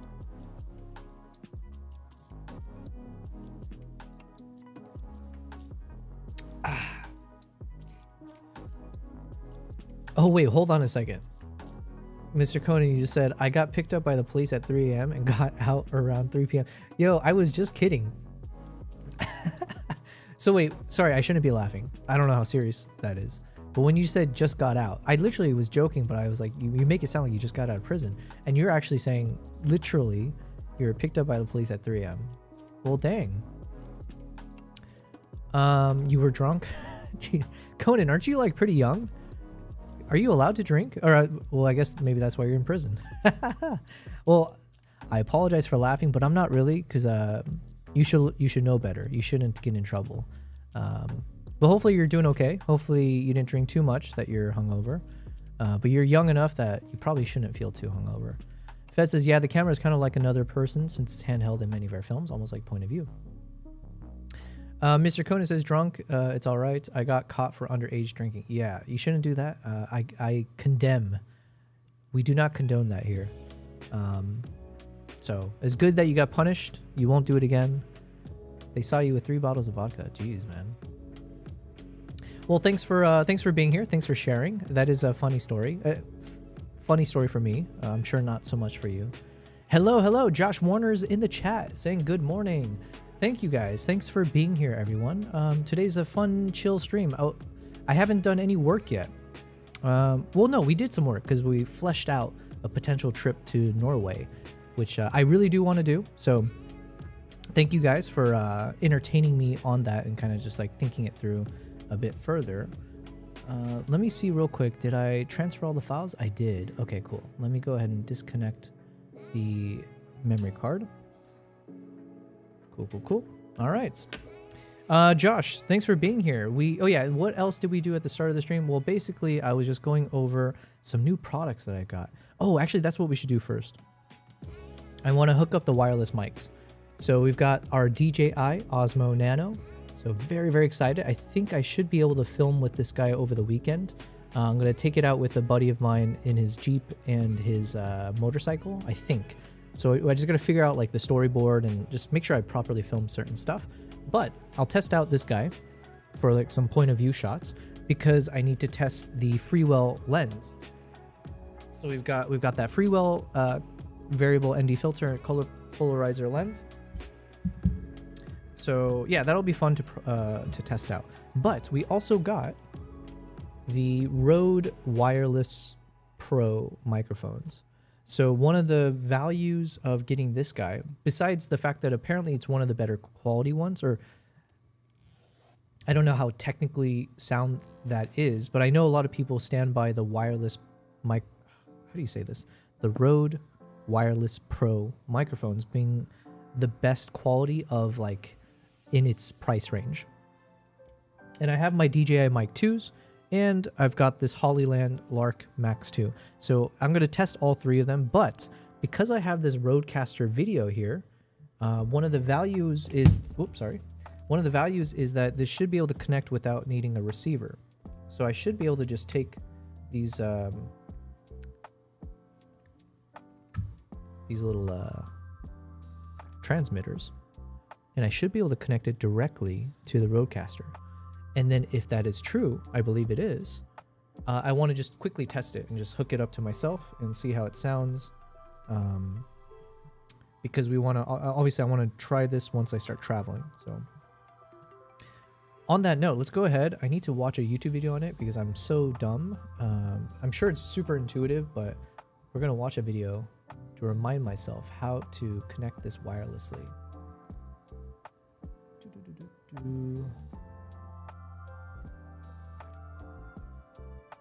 What would we call this? Connect Rode Wireless Pro to Rodecaster video. Connect Rode Wireless Pro to Rodecaster video. Exactly what I need. Hey, what's up everybody? It's the High Finny here, and today I'm going to show you guys how to easily pair the Rode Wireless Pro transmitters to the Rodecaster video. So you want to make sure that your transmitter link LED is flashing blue, signifying that it's not connected to anything. So we're going to click on the rotary knob on the left, press it in. Here you can see options for individual channels, input combo 1, combo 2, video clips, sounds, Bluetooth, USB. We're going to go here to the end where it says channels. Add or okay, let's do that. Channels, yes. or remove channels. So currently by default, the 2 wireless channels are not active. So we're going to go ahead and select add. And you can see right now that we can actually take off the combo jacks, input 1 and 2 on the back to disable them, but we can also enable wireless 1 and 2. As you scroll down, you can see the other options you have as well. You see the HDMI doesn't have a checkbox. That's because there's nothing currently connected. But if I had something connected, it would automatically have the checkbox. But then you can go and disable it if you wanted to. So you could choose either wireless 1 or 2. I'm just going to choose 1. Go ahead and check that by pressing the button in. Now we'll go back, and now you'll see when we scroll through the different channels, we'll be able to find wireless 1. Now right now this is not linked, so we have to link it. So click the little settings button, tap to pair, and then in order to pair, you have to press the little Rode button at the bottom of your Rode Wireless Pro. And when it's waiting for pairing, just go ahead and press that in once. Now you'll see the blue light is solid, signifying it's linked. And as I talk, you can actually see the audio is being picked up on this channel. Here you can increase the gain, unpair it. You can also change if you want manual gain, gain assist auto gain, or gain assist dynamic. So now we have this as an option for our audio. If we wanted to put another transmitter, just go back and repeat the steps. Go into add or remove channels, add the new channel, etc. And if I wanted to remove this one, I can just unselect it, and the wireless channel. Okay, hold on. Let me turn off the, how do I turn off the mic for the other one?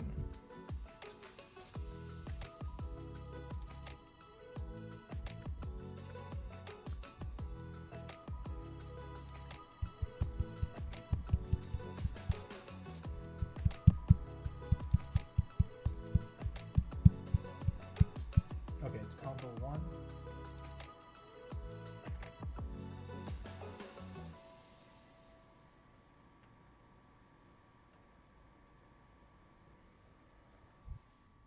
There's got to be a better way to do this. I'll learn eventually. Okay, so I think you guys should still be able to hear me, and I'm just using this guy handheld for now. Black and blue, that sounds abusive. What did that Rode ever do to him? I didn't. Oh, okay. This video is good, very straightforward, informative. I need to learn how to do that, do what he's doing. Although I don't know if I'm actually going to do that. I should, maybe if I can create a series like him where I just go straight to the point. Whereas I think the way I'm trying to direct my YouTube channel right now, I want to be a bit more flowery. And I'm not very much like trying to make videos about how-tos and tutorials. Not yet. I don't know. I might try to get there. but I'm less about tutorials because you guys know me, right? You guys see how limited my knowledge base is. I'm more just about just sharing my experiences, but I do appreciate this a lot more when it's just straight and to the point. Okay, how do I test this properly? What came with this? Shoot, was this for the road? Oh yeah, here we go.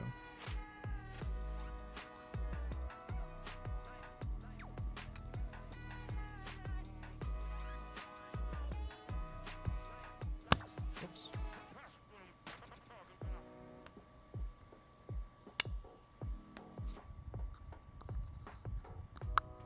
How do I do this?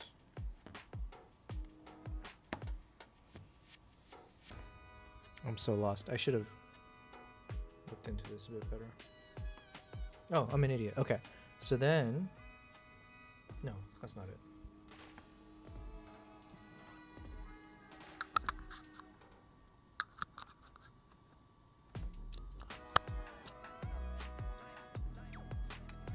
Okay, I guess I'll just try to clip it and see how it sounds.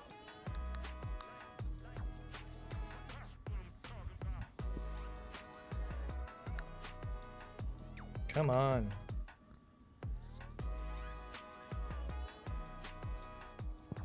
Why am I struggling? What the heck? I'm trying to use my own camera view. Okay. Testing. Is that good quality? I feel like it's not, but... Botanist Yobel? Sure. Testing. Hopefully you guys can hear me at the very least. And then it looks like I can change a few things here. Let's see. Gain assist, gain auto. I just have it set to auto because I don't know what to do. There's a few options here. Hold to enable. I don't know what that is. Oh shoot, I should just watch that video again.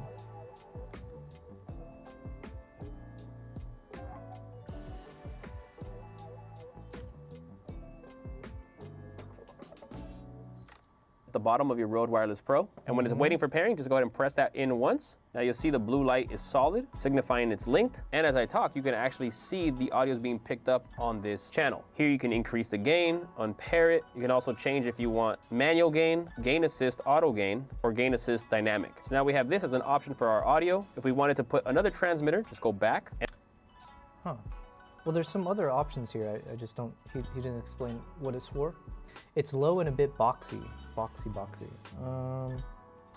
Let's see, how could I change that here? Testing. I'm bringing it up here. Okay, so it should be much louder now. Hopefully, oh, I could check over on my OBS as well. Test. Testing. Test.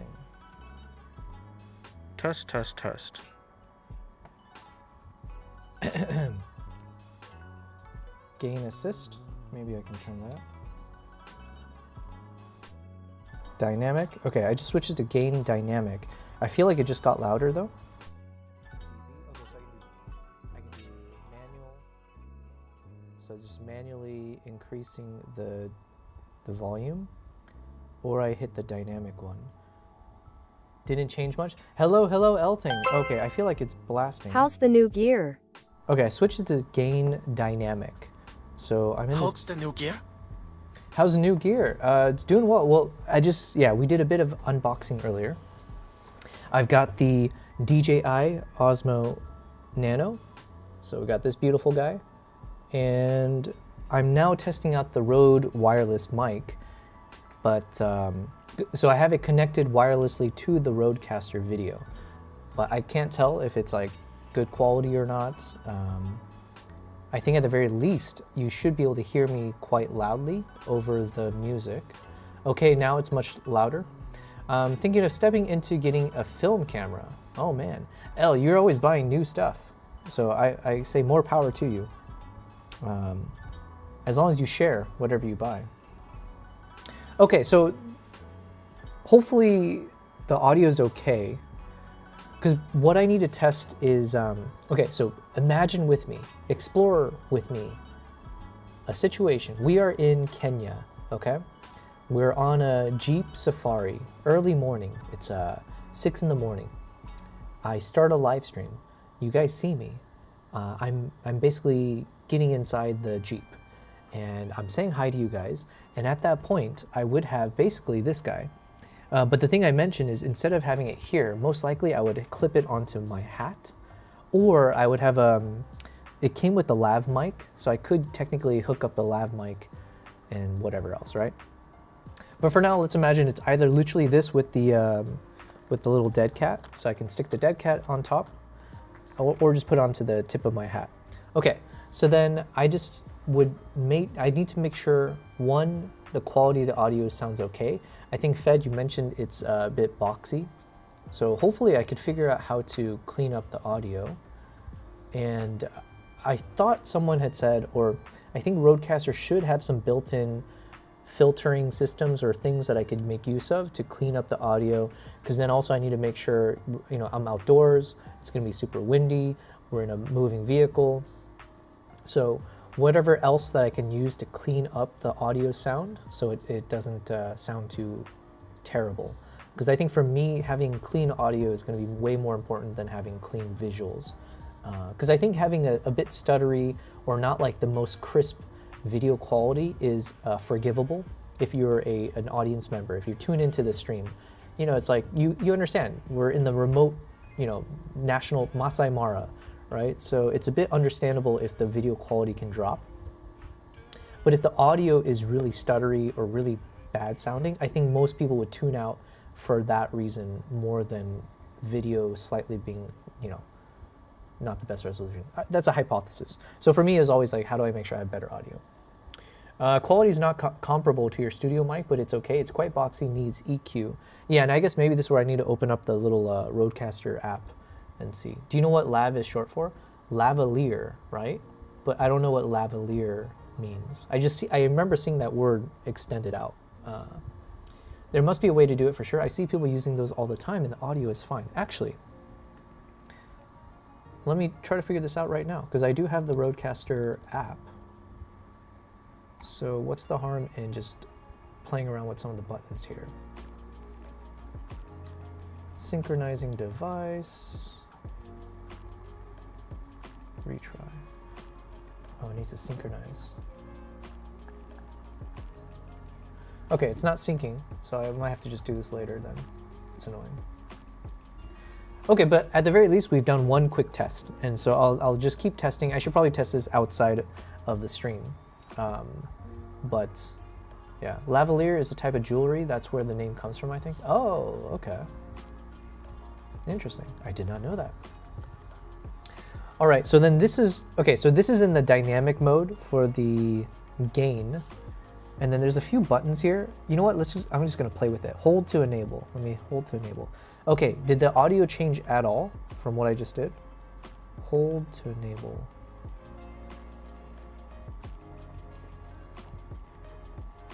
What about this button?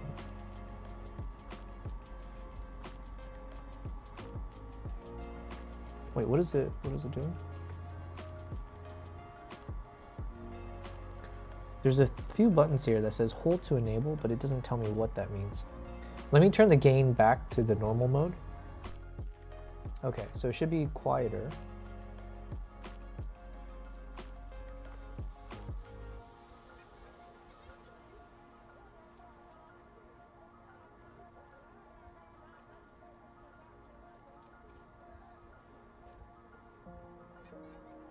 Okay, I don't think that did anything. Okay, I will need to play around with it a bit more. But the point is, at the very least, we know that the tech works, and now it's up to me to learn how to use it better. There's a bunch of accessories that this came with, which I also need to figure out what they do. Man, these are powerful magnets. Okay, so I'll figure this out later. Ugh. Okay, and then I need to turn back the Rode mic. So hopefully I didn't screw anything up. How do we do that? Let's go to, let's go back, channels. Testing, testing. Okay, hopefully you guys can hear me just fine now. Hopefully the quality's gotten better. But yeah, test number 1 is somewhat a success, or at the very least, we now know I can use microphones without needing a receiver, which is pretty damn awesome.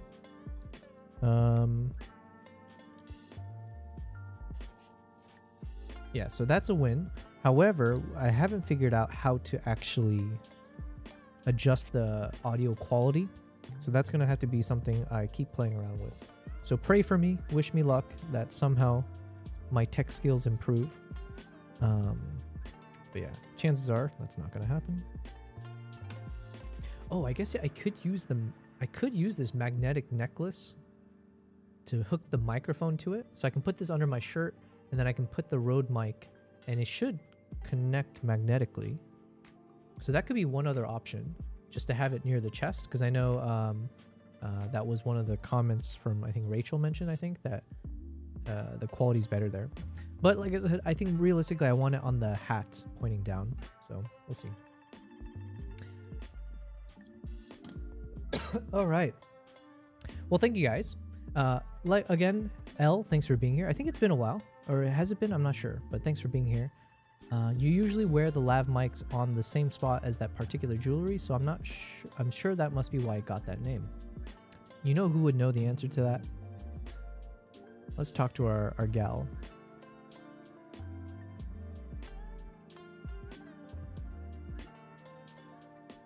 Testing, testing. Let me refresh.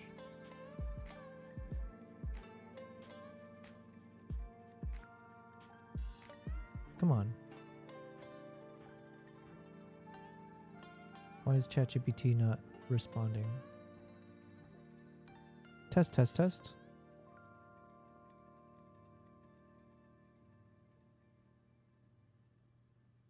Okay. Well, all my tech is not working. I wanted to have a lovely chat with Amber there, but it did not work. Okay. Well, apparently Schneider is releasing a 20 to 50 millimeter f2.0 full frame. Rob Schneider is into photography stuff. Who is Schneider? Is this like a brand that I also should have known about? Schneider lens. Oh, I guess we looked this up before. Oh my god, that lens looks amazing. Well, looks crazy.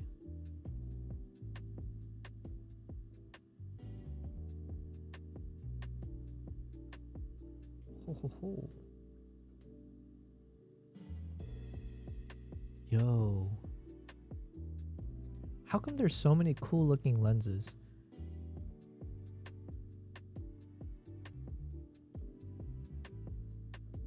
Alright, listen, as of now, I am a ride or die Nikon lens guy, okay? But this does look really nice. Alright, so now that we did our fun little test, I think I'm ready to start getting into actual video editing mode, right? We've done enough kind of dilly-dallying, I think is the word. I need to get done with this Mongolia video. So let's just quickly step into this now. Let's go full mode. I want to remember where I left things off. Okay. Oh yeah, so I was going through all the clips. So I'll go with the last one there. But let's also refresh by playing it from the beginning. And I should be able to go live now on TikTok. So let me go to the music player. Okay.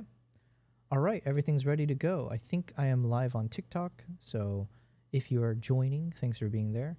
I think now we are live on YouTube, Twitch, Kick, and TikTok. So thanks, people, across whatever channel you're watching me. Let me switch the scene over to the editing mode over on TikTok, and let's get started. So this is our episode 2. How far did we get? We got through the first verse. Yeah, so let's see.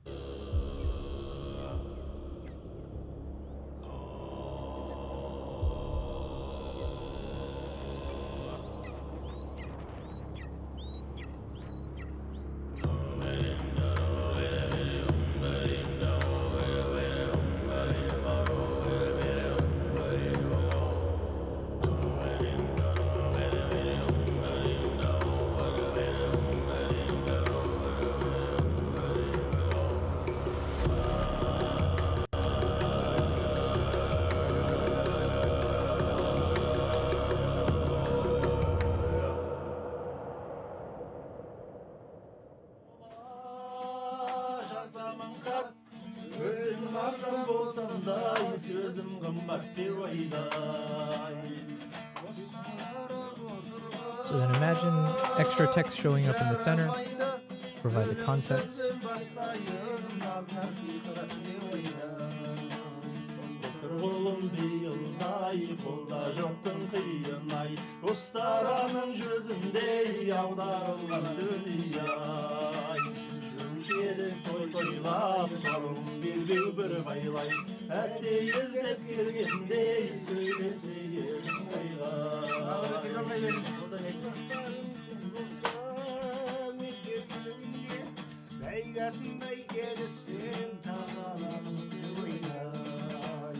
Oturğulum beyılday, kolda joktun kıyınay, Ustaranın gözünde yavdarılgan dünya. Görüşedik toy toylap, torğum bir baylap, Minik samakız ben zaytırım, erkeğiz tepkiyelim, sandır, Çünkü toy toylap. Okay. I still need to curate the soundtrack for this as well. So ideally I can find some good music from MusicBed, but the problem I have with MusicBed is mainly just that if I play it on stream, I run into like licensing stuff usually. It's just a pain to deal with. So either I'll take care of it at the very end.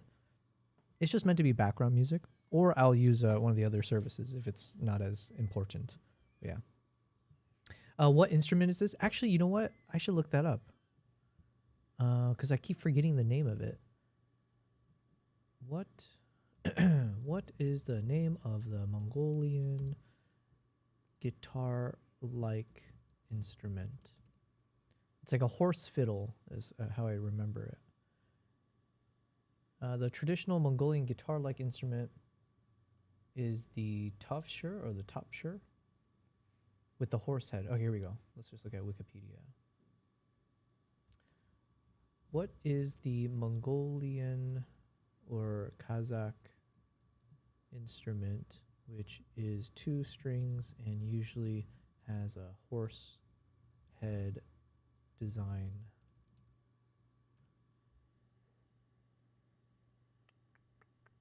The Morin Kur, the horse head fiddle.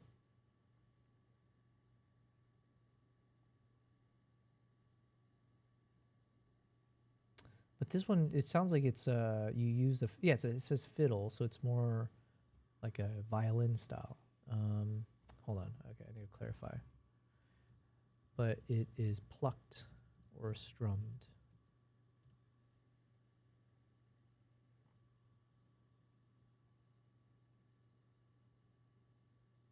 Okay, you know what? I'm not gonna get the right answer, but for now, we're just gonna call it the horse head fiddle. Okay. Where's a close-up of it?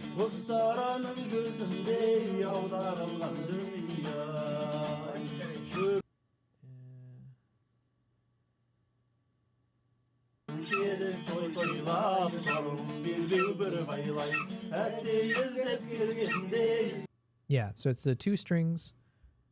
Maybe I don't think you can play could you play this with the bow? I don't know. I grew up with violin. I was not bad. I was not bad at it, but would you be able to just use a bow on this guy?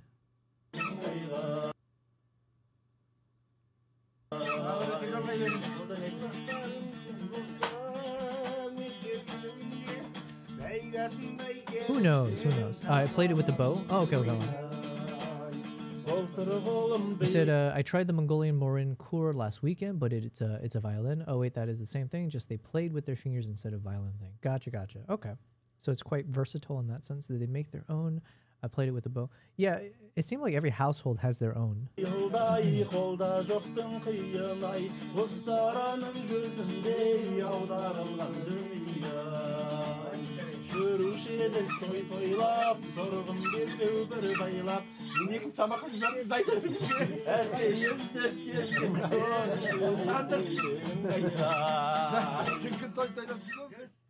Okay, so then voiceover kicks in, some kind of a background soundtrack. And what would I be saying here? Something about just providing the context. what I enjoyed, reflecting on the kinship element and why it's a pillar of the people there, blah, blah, blah. Otherwise, yeah, I guess I want to fill in the dead air for the most part throughout this. And I think some of it will rely on the soundtrack that I find, because then if the soundtrack is nice enough, you shouldn't need to hear my voice too much, besides just the little bit of context provided. And then it's just like, hey, enjoy this eagle that comes through, and we're going to kick off the next pillar, and as we learn more about the Altai people based on my experience, right? So get some cool shots of the eagle. Boom, boom, boom. And then it ends.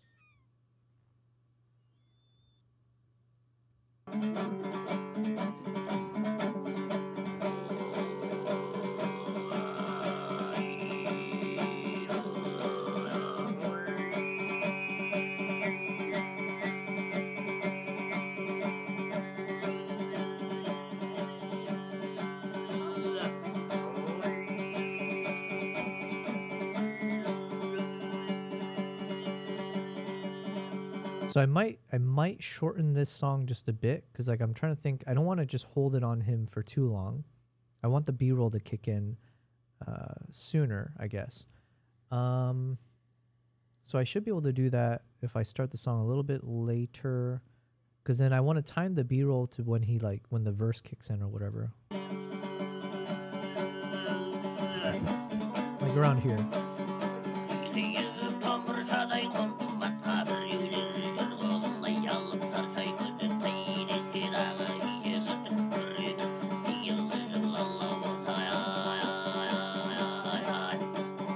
So then basically from there, what is that around, like, let's say 3:40.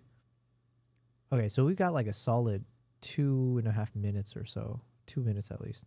So I think that's maybe slightly too long, but it could work because we do have a lot of B-roll footage that could fit here in terms of like the hunting mode. And then the intermission, which one do we got here?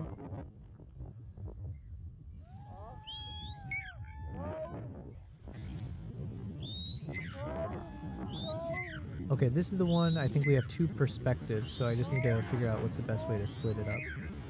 To show the GoPro shot as well as the my camera shot.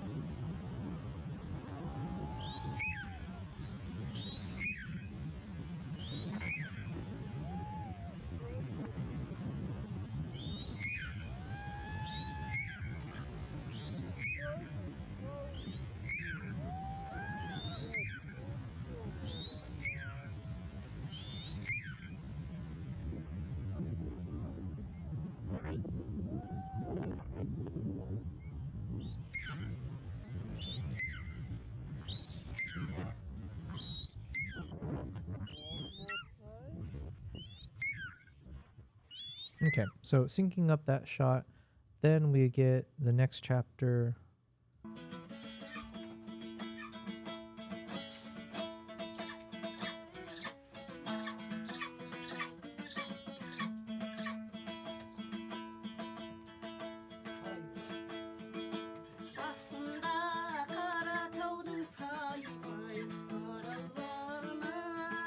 So then during this song is when we're going to start throwing in a bunch of the family shots, the little kids, or like the food, like just like, yeah, the homestead shots, family stuff.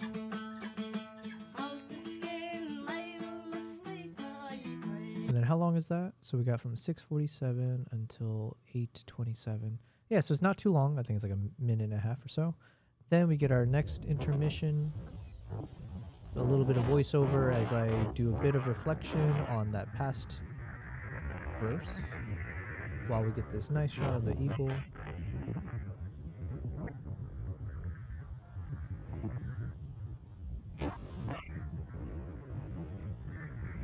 I feel like it also could be nice to not have any voiceover.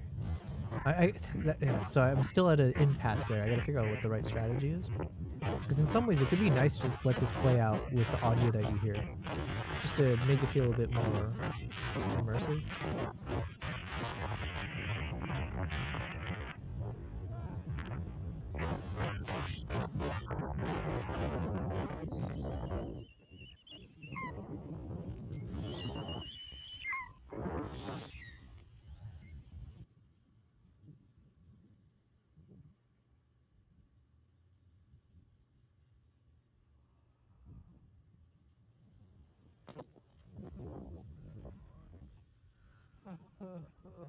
And then maybe this shot, I might move this to the very end. I'm wondering, like, it could be more like a bonus shot at the end, because it could also be a bit strange to show two shots completely different. Obviously, like the colors, everything, the lighting's all different. So it might be weird to show two at back to back.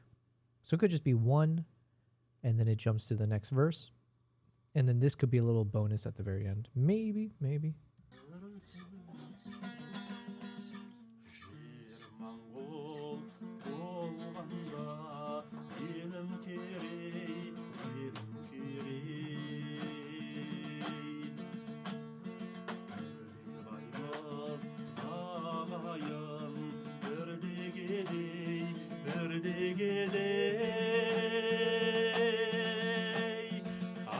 So then either around there or probably sooner is where we kick off the B-roll. And so then the B-roll here is all of the shots that show the crazy nature, the -40 degrees, like frigidity, if that's a word, or just like showing how insane the environment is. So we'll show the blizzard, we'll show the shots that I've used of the dead horse that like froze to death. So this becomes like all about the struggles that everyone goes through in this part of the world just by having to live through nature doing its thing. So we'll get like a very dramatic, sad song.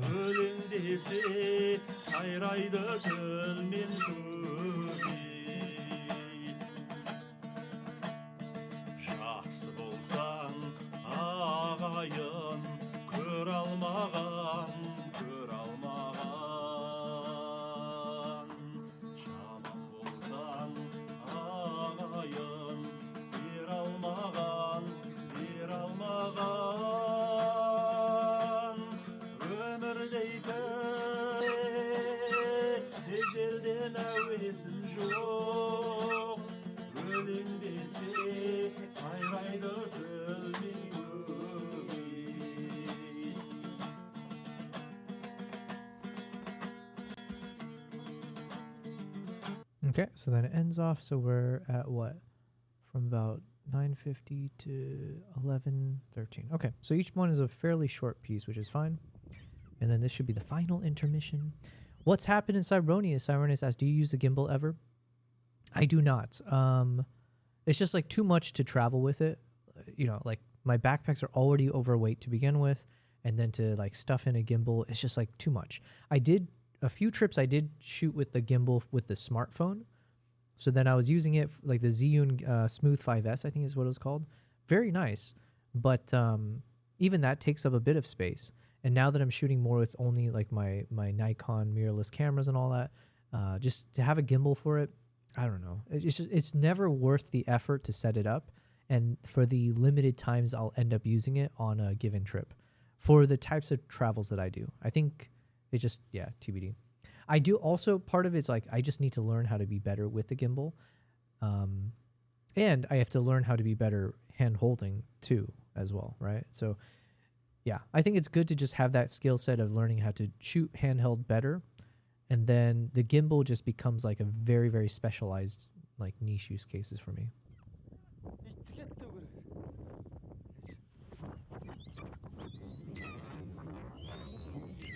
But then also one thing that works in my favor for some of the travel vlogs that I've done is that you almost don't always you don't necessarily need to have the most stable footage, because there's like something about when you see a shaky shot that also helps you, like it's somewhat immersive, depends on the shot, right? But like it can help you feel more like this is an informal, you're like actually there type of thing. Whereas if it's like buttery smooth, it could kind of,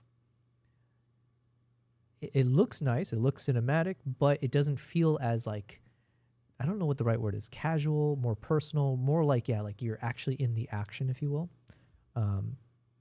And I think it kind of works for some of the shots that I have for this episode, because we start off the episode with a lot of drinking, right? So it's a lot of like, we're all here for the festivities.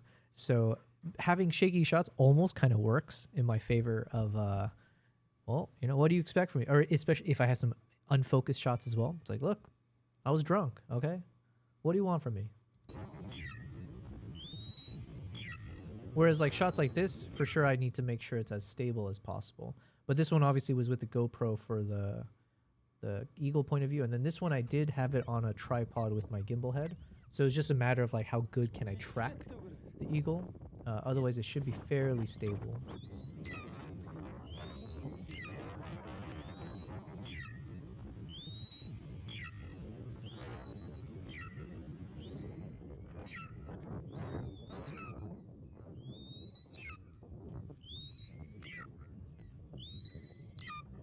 How's it going, Cyronius? For sure, mostly just curious. Yeah, yeah. I hear you, though. At some point, I do need to learn how to be good with a gimbal. I feel like it's just a necessary skill if I'm going to be in this world of like filmmaking. If someone wants to hire me to be a part of like a film crew, if I don't know, if I'm not like very comfortable using a gimbal, I just feel like that's a huge, yeah, that's a huge skill to be lacking, right? So, and I have no excuse. I have a gimbal in my storage space, the RS4 Pro, I think. Slopes of Altai Mountains. This song is describes the lifestyle of Kazakhstan. Yeah. And then some of these shots also I don't think I've focused it yet. So usually I'll do the stabilization at the very end. Because one thing I've noticed in DaVinci is like if I stabilize a super long footage, one, it takes a long time for the stabilization to be finished. And two, if you have a lot of shaking throughout the whole clip, then obviously if I stabilize it from start to finish, it'll crop a lot more to keep it stable throughout the duration. And that's a bit premature. So like 3, I might end up clipping this or cutting it up throughout the process. So if I spend the time to stabilize it and then I end up cropping it or extending it, then I'll have to restabilize it anyways. So usually I just like wait until towards the end to do the stabilization.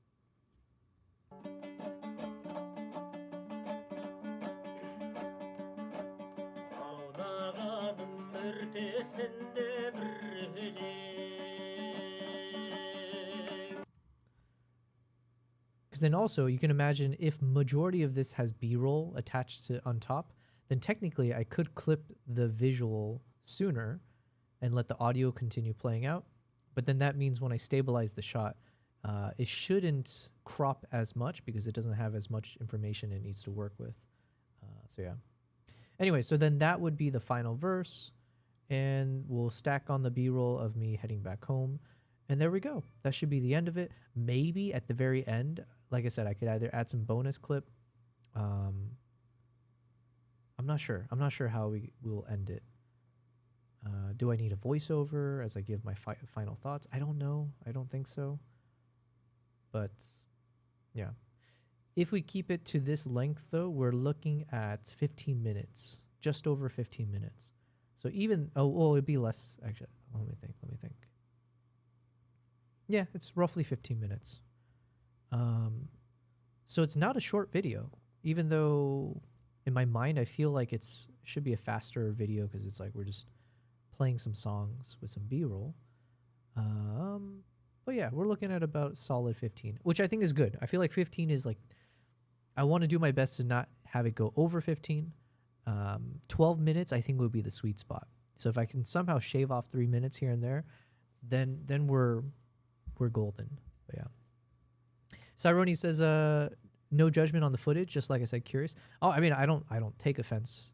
Even if you were being judgmental about the footage, I mean, I don't listen. I do genuinely mean I mean it when I say I don't really take strong offense to things, especially depending on who it's coming from, right? If you're like a nobody that comes in just to be like, shitting on my stuff, I would be like, okay, who the F are you? But if you're a nobody that came in who is a somebody, because like you're actually really good at, like if you come in and you're like shitting on me, but with a lot of good technical background and saying like, here's why you're terrible, I wouldn't take offense then, because I'd be like, oh dang, this guy knows what he's talking about. Biting words, sure. It's like, okay, I guess I could do better. But even then I won't take offense. Yeah. Anyways, but thanks for being here, my friend. Oh yeah. So Cyronius, I think that case that I was talking to you about, the one for the Rodecaster video, I reached out to them. They said they can't do any customizations to it, but I think I might still go ahead and purchase it, because it does like 80%. It technically, if I just buy that case as is with no other customizations on it, it can technically do everything I need it to do. And then I would just need a separate backpack, which I think I was going to have anyways, that houses, let's say, something like a Bella box or a live view, whichever one we end up with, any other kind of modem stuff, portable batteries, portable SSD, all of that. I'll just have to have it inside of a separate bag. And then the cables from the outside of the Rodecaster, or from the case, would then connect into the backpack. So the backpack also becomes a way to slightly be dust proof and like keep everything protected. And yeah, so it'd be like it'd be a bag plus the case to handle all of the gear outside of like a Starlink, which would be on top of the Jeep, and then my cameras. So Cyrone says, if you want me to build your Orange Pi 5 Plus setup, yo, well, I mean, the answer is kind of like a yes, that'd be great, but obviously not for free. Like, well, just tell me, like, yeah, let's have a chat about it, because I'm still trying to hear back about, I might have a connection with someone who is part of Live View, potentially. So if there's a world where I can get a good discount on like a Live View kit, then I'd be more open to that, right? Because obviously that's like more straight out of the box. Yeah, so TBD on that. But let's say if I can't get any haircuts on the pricing, and if you've already fairly convinced me that the Bella box setup should do what I needed, like, you know, for the stream encoding and all that kind of stuff, plus the ability to hook up the modem, hook up a Starlink and all that. So assuming it can do those things, because the Starlink will be the power horse, that is like my primary network connection. And then if the Bella box is there to do the encoding piece, plus hook up like, you know, some SIM cards, and if it is durable enough. So it was good to see that the picture you showed me where it's got like a casing around it, because initially I thought it was like, oh, you have this little chip, but then how do you keep it protected? So as long as the casing, and if it is like something that can last, you know, multi-hours, multi-days, out in the heat, you know, like in the terrain, if there's no issues there, you know, let's figure this out.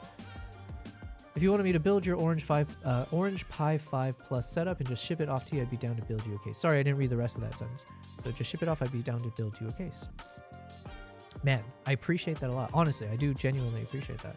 So yeah, we can chat. We can chat for sure. Because I will never take advantage of people's kindness. So we'll figure out how much that costs if we go with that direction. And Kavai is also asking, how much would that be? Yeah, Cyronius is our tech guy. Man, this guy, he knows everything.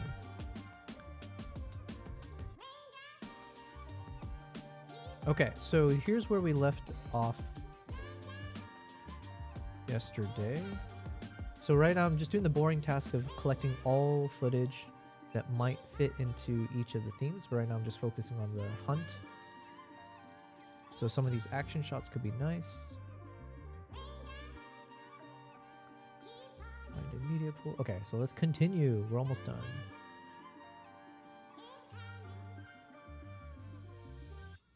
And then I'll definitely make a separate YouTube video where I just, most likely, I think, I might make a YouTube video where I combine all of these shots of the eagle in flight in real-time speed, and then maybe I'll do a second video where it's all in slow motion. The reason being, like, if I play all of them in slow motion, the video is going to be super long. So it might be, I don't know, I have to figure that out. Do I just do a single video, everything in slow motion only, or do I do a video in real time and a second video in slow motion? I don't know. There's all these like thoughts I need to figure out, but I am excited once we play these guys out as a separate YouTube video. Oh my god, this is killing my eyes. This must be because it was shot in 120 frames. So let's just switch this to 20%.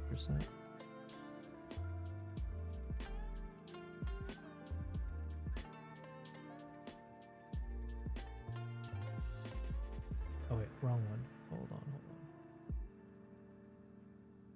this guy. Choose clip speed to 20%.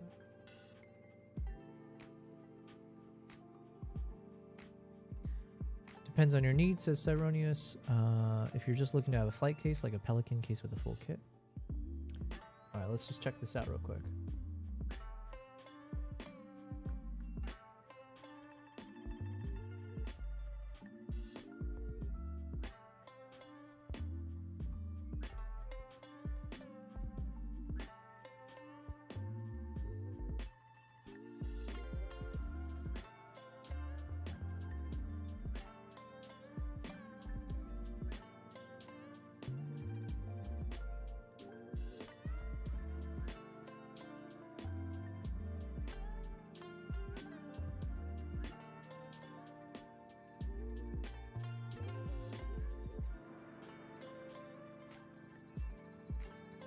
Man, this was pretty tough to film, as I remember.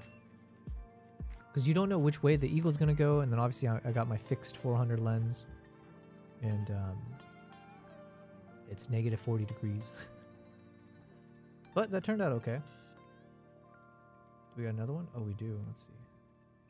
Okay, yeah.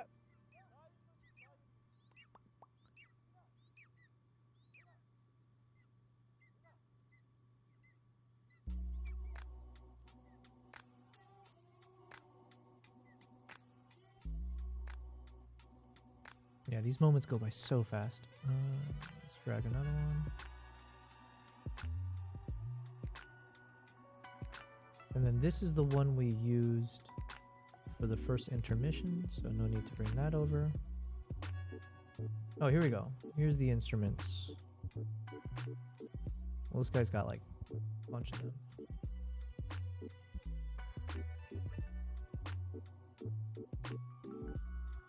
Yeah, so get some family shots. So yeah, show the home.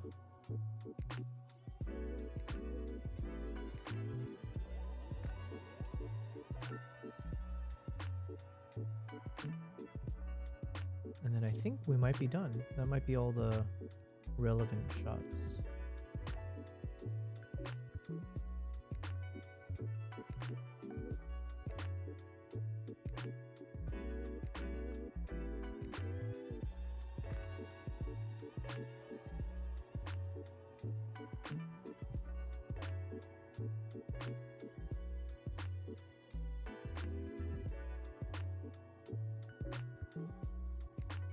That's it. Yep. So then we get to the final shots. All right. So this is our complete potential footage. How do I drag these over? Let's see. DTK says, "Hey, what's up? How are you? Doing very well. Thanks for being here, DTK. Having a fun stream. I just started doing the proper, you know, roll up your sleeves, doing some editing. So I've been streaming. I guess I started streaming 2 hours ago. Wait, when did we start? 2.5 hours ago, yeah. So it took me 2.5 hours to start doing proper video editing work. So here I finally am. Thanks for being here. But yeah, I had a fun beginning stream. We just did a lot of unboxing. I got some new products. DTK says, I boosted your server. Oh, wait, is that like a Discord thing? You boosted my server. Because I sometimes see the word boosting on Discord. Is that something? If you did, well, thank you very much. I don't know what that means. You said yeah? Oh, well, thank you. I appreciate it. Well, let me also make sure to promote my Discord in the chat. Thank you. What does that mean? What happened? What kind of... Does that mean you gave me real money? No, I'm just kidding. Let me go to my... Oh, I see. So there's like a boosting goal as part of your Discord. And then if you hit a certain number of boosts, what happens? If you hit... Okay, there are levels. Your server will automatically level up once it has enough available boosts. Oh man, there's a whole gamified system in Discord. Jeez. How did I not know any of this? And you can enable perks. Oh, so wait, this is how you can get server tags. Let your members represent your server everywhere on Discord. Okay. Server tag badge packs. Stand out with special themed packs. Yo, there's all this kind of crazy cool stuff here. What the heck? If I reach level 2, I can do HD streaming, 50 megabyte file uploads. That would be nice. Custom roll icons. That would also be nice. Then we can finally get those, like, if you're a Nikon shooter or Canon or Sony, being able to show that. Okay, I see. All right. We got some, we got some goals, ambitions, but thank you very much. Thank you. Man, you're like you're going to be our resident Gen. What are you? Gen Alpha? Are you Gen Alpha? But yeah, thank you very much, DTK. You're going to have to teach me all about how to be a proper streamer. So appreciate it. What is happening? Broke E Pasha on Twitch says, hey brother, I'm 21. I enjoy video editing, but I'm new to it. I'd invest a lot of time to become self-employed, which is obviously risky because I don't have any education for a job, which is a safe way in Germany to get a good 9 to 5. What would you say? Is it difficult to learn more and get self-employed? Well, thank you. Firstly, Broke. I don't want to call you Broke, but Pasha. Thank you very much, Pasha, for being on the stream and for your question. It's a very thoughtful question. And for being German. Thank you for being German. Oh, and thank you for the follow. Wow, just a lot of thank yous all around. Thank you.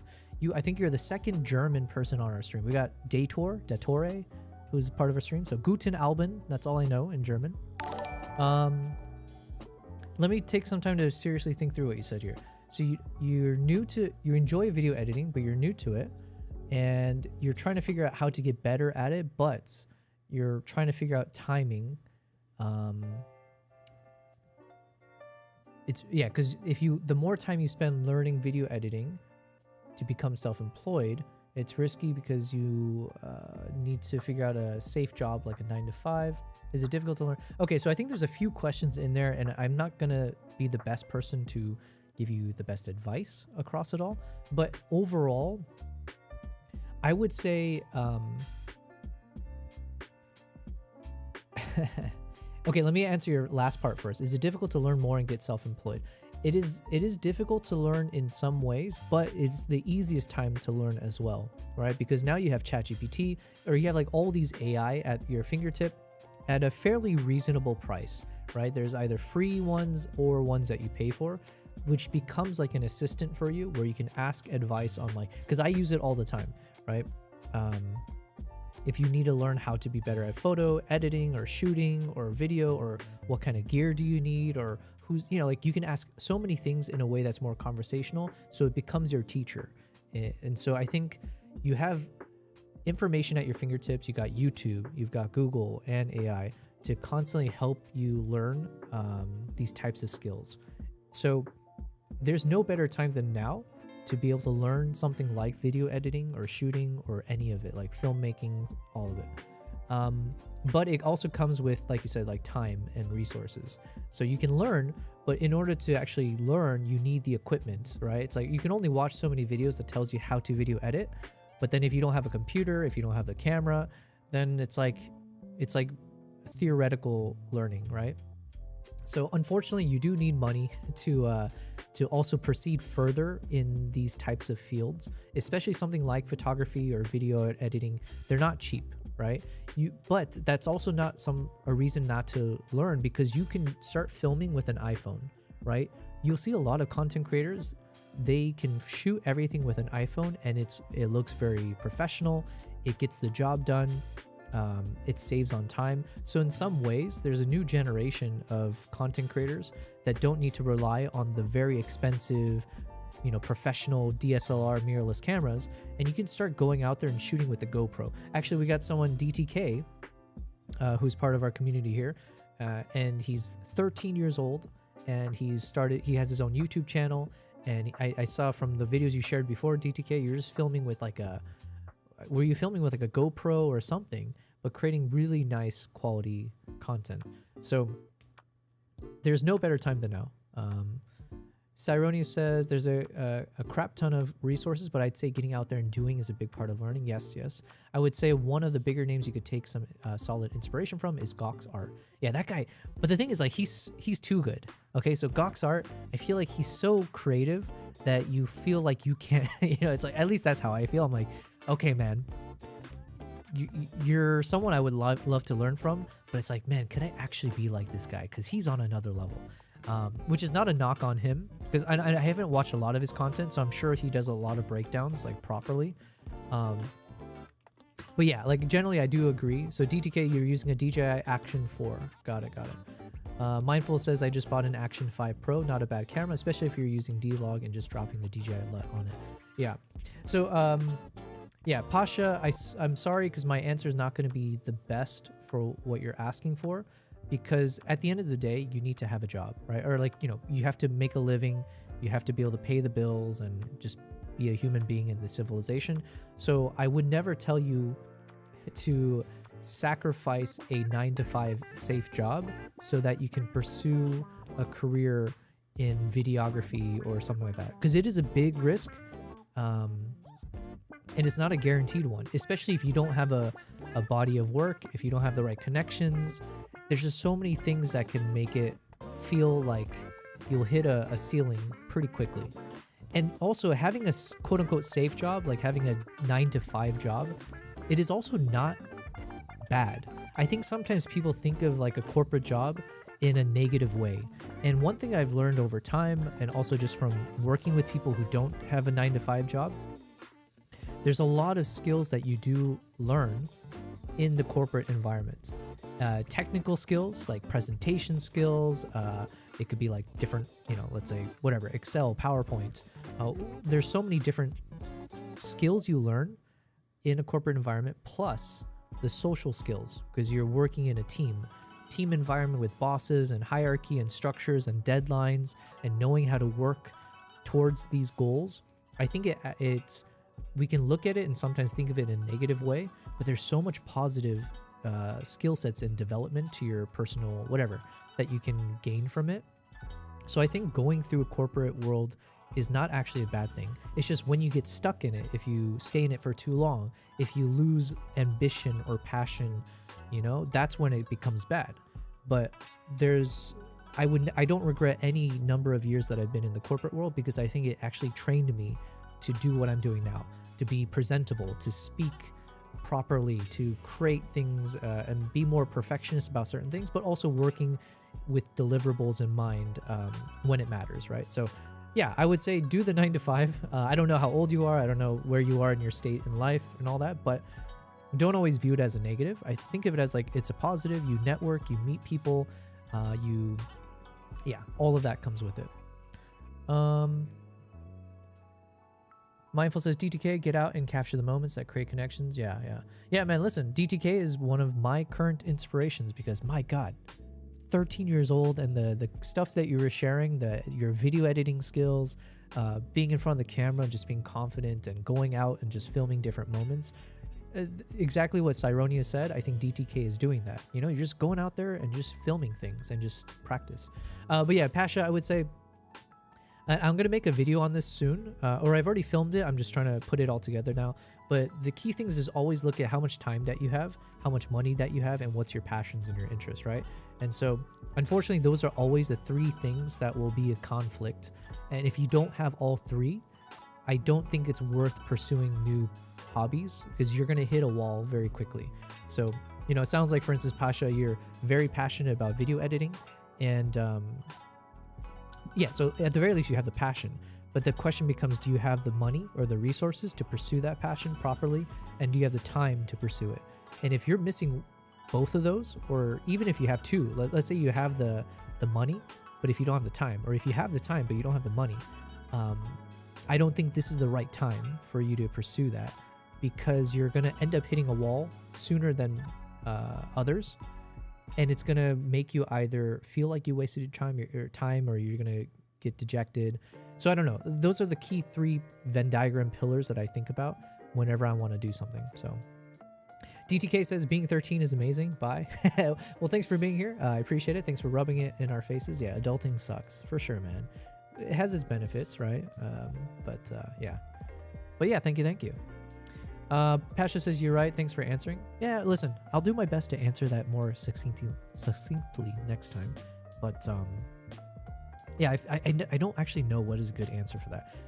To me, like the way I went through it, bringing out the Venn diagram, old school. Yeah, man, I have a whole visual of it. I actually did it in a presentation once, but here, because I'm going to make a video on this, so I might as well polish it up a bit.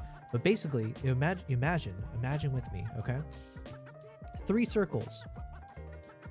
And there's the Venn diagram with 3 circles, and obviously you want to get the sweet spot where all 3 circles converge. So the circle is passion or interest. The other circle is money or like resources.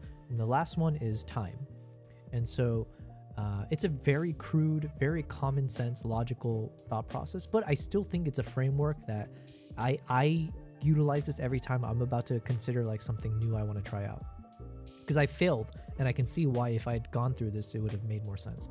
But yeah, so then it's like, imagine a lot of people have passion for something, and let's say you have the passion and you have the money, the resources. Like, you're like, okay, I love photography, so I'm gonna go out there and buy the Nikon ZR with the 400mm lens and like the other accessories and the tripods, and I'm gonna start. I have all the money to be able to buy all the gear, and I'm very interested in it. Unfortunately, if you don't have the time, and that could be because you're so busy at work making all that money, but you can't leave that work, or you have family, or you have dependencies, which essentially ties you up outside of your day.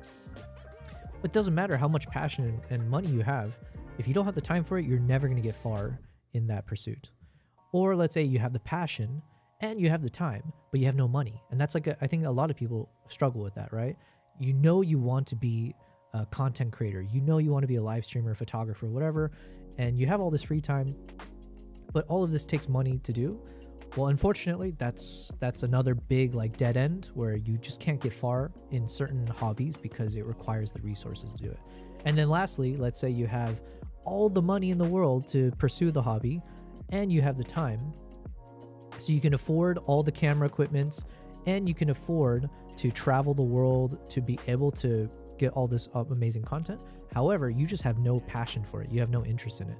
Well, then that's a bit obvious, right? But you're just gonna stop at some point. And I've run into that so many times, right? Thank you very much, Mustafa SE. Thank you very much for the kick follow. Thanks. Oh, nice. It's working. So anyways, this Venn diagram is something that I utilize quite a bit, and it's a nice visual. I'm a very visual learner. So to me, it's like, okay, I have to always make sure that I've got all 3 of these pillars or circles for me to feel comfortable pursuing something, because I know I shouldn't run into that wall or that barrier too soon. Because you can imagine so many times you pursue something and you don't have the time, so you get frustrated, you're not making the progress you want, and then you just move on. What were 2 of the ones? Mustafa says, hello, how are you? Why is no one here? Oh, you're on the Kick side, that's why. Well, listen, I'm also a small streamer, but Mustafa, you should continue watching me on Kick, because I do want to grow my channel on Kick. But I stopped streaming on Kick for a while because I had some technical issues, but now it's fixed. So I'm streaming on YouTube, Twitch, Kick, and also TikTok. So enjoy me on all the platforms. Make sure to follow me on all the platforms, of course. But yeah, what were 2 of the hobbies that I pursued where I failed at it? I would say one of them was, or like an example I guess I can give is music. Because like I'm passionate about music, but then imagine a micro sense, music is very broad, right? What does that mean? Like, are you trying to listen to music? Are you trying to perform, like learn how to play an instrument? What kind of instrument? All of that, right? So for me, I was always passionate about music, but I decided at one point, let me learn how to make music, like electronic music, like the, what do you call it? Like sound mixing and all that fun stuff, right? Be a DJ. So I still have it. I have like one of those MIDI keyboards up on my bookshelf here. I got the MIDI keyboard. I purchased all these expensive software. I already forgot what it's all called, but I bought Ableton Live Suite or something. All the software, because I had the money at the time. I had a good day job. I had the money, so I purchased the keyboard, the software, and I was like, let's get into it.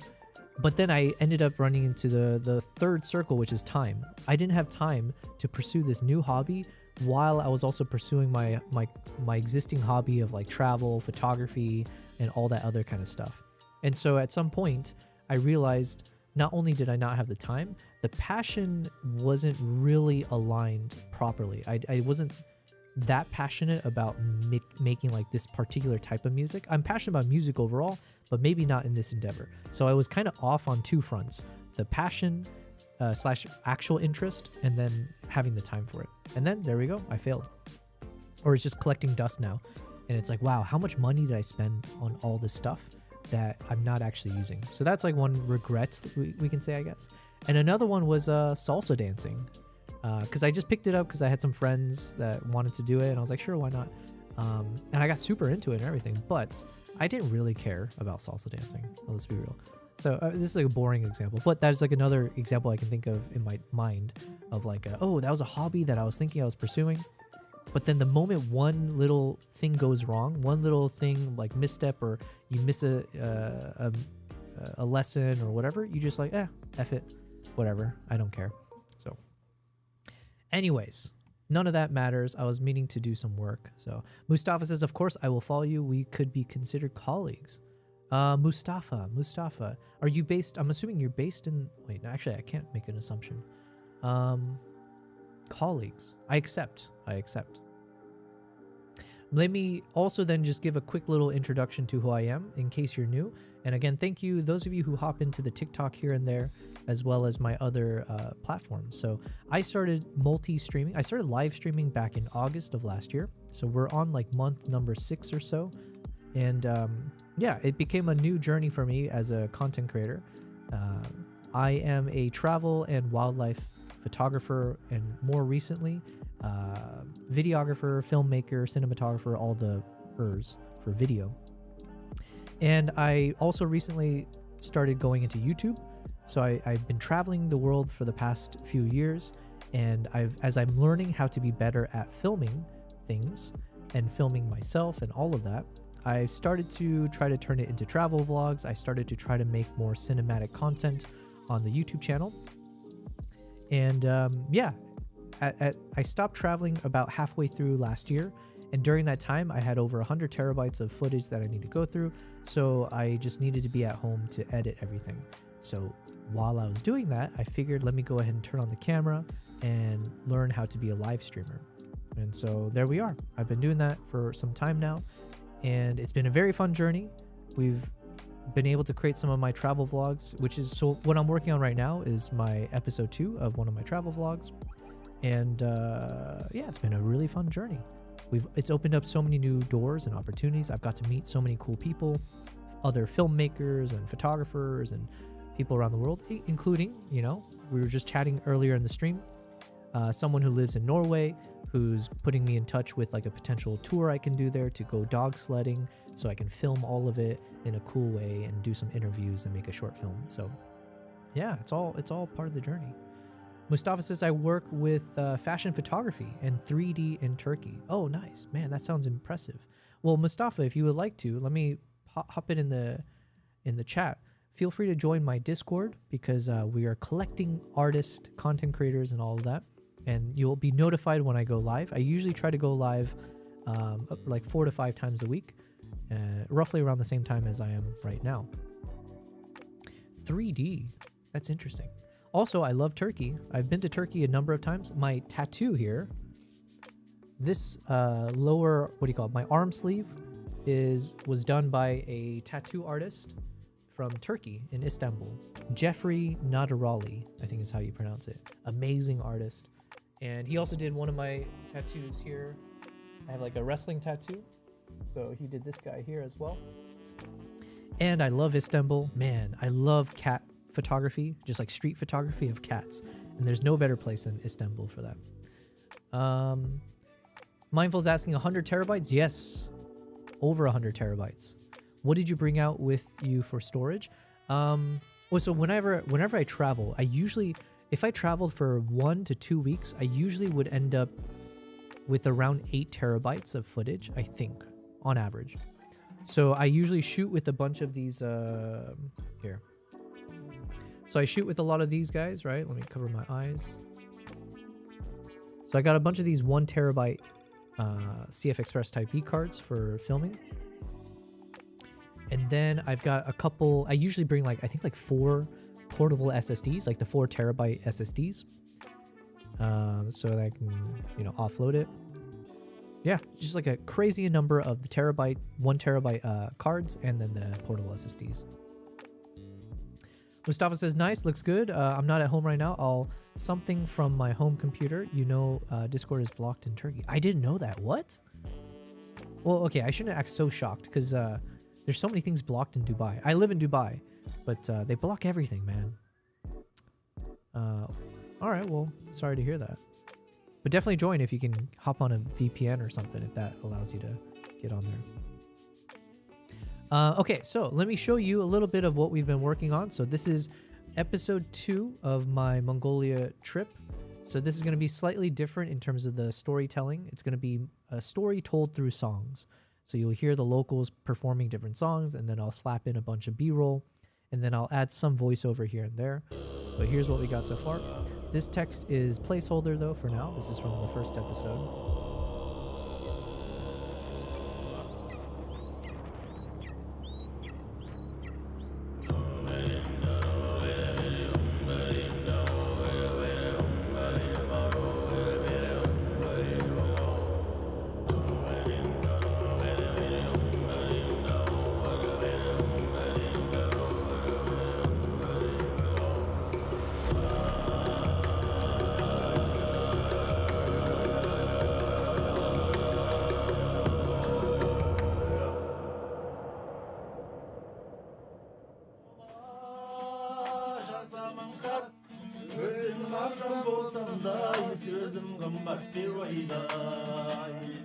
Oh, also, a key part of my channel and watching my stream is that you get the benefits of seeing my cats if they're there. So we got Kimpop over here. So he's just sleeping in one of my cat cameras. And we got Nala just to my right. So I can bug her a bit more easily. She's more of the needy diva / like cuddly type. So she likes to be much closer to me. And then Kimpop just kind of, he has his own space. So he's off. Oh, there, you can see him right there. So Kimpop is there. Nala is there. So these are the other streamers as part of my stream. They don't get paid though. So if you donate money to me, it goes straight to me. Although I then use that money to pay for their food. So there you go. Yeah, let's say hi to Nala. Good girl. Since I am a photographer and I have a crazy number of cameras and stuff, I figured I might as well put it to use. And so I just hook up a bunch of my cameras for all these different points of view, and then we just have fun with it. So Mustafa says there were some incidents and Discord didn't share user data with Turkey, so we use DNS. I know what DNS is, but I don't know what DNS is. Do not serve? No, it can't be that. Does not service? I don't know. It doesn't matter. Okay, well, sorry to hear that. That sucks. That sucks. I feel your pain.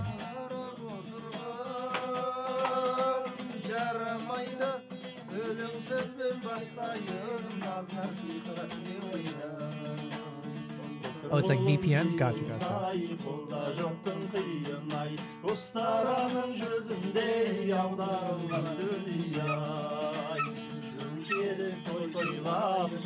Man, I've listened to this song so many times. I should be able to sing the song.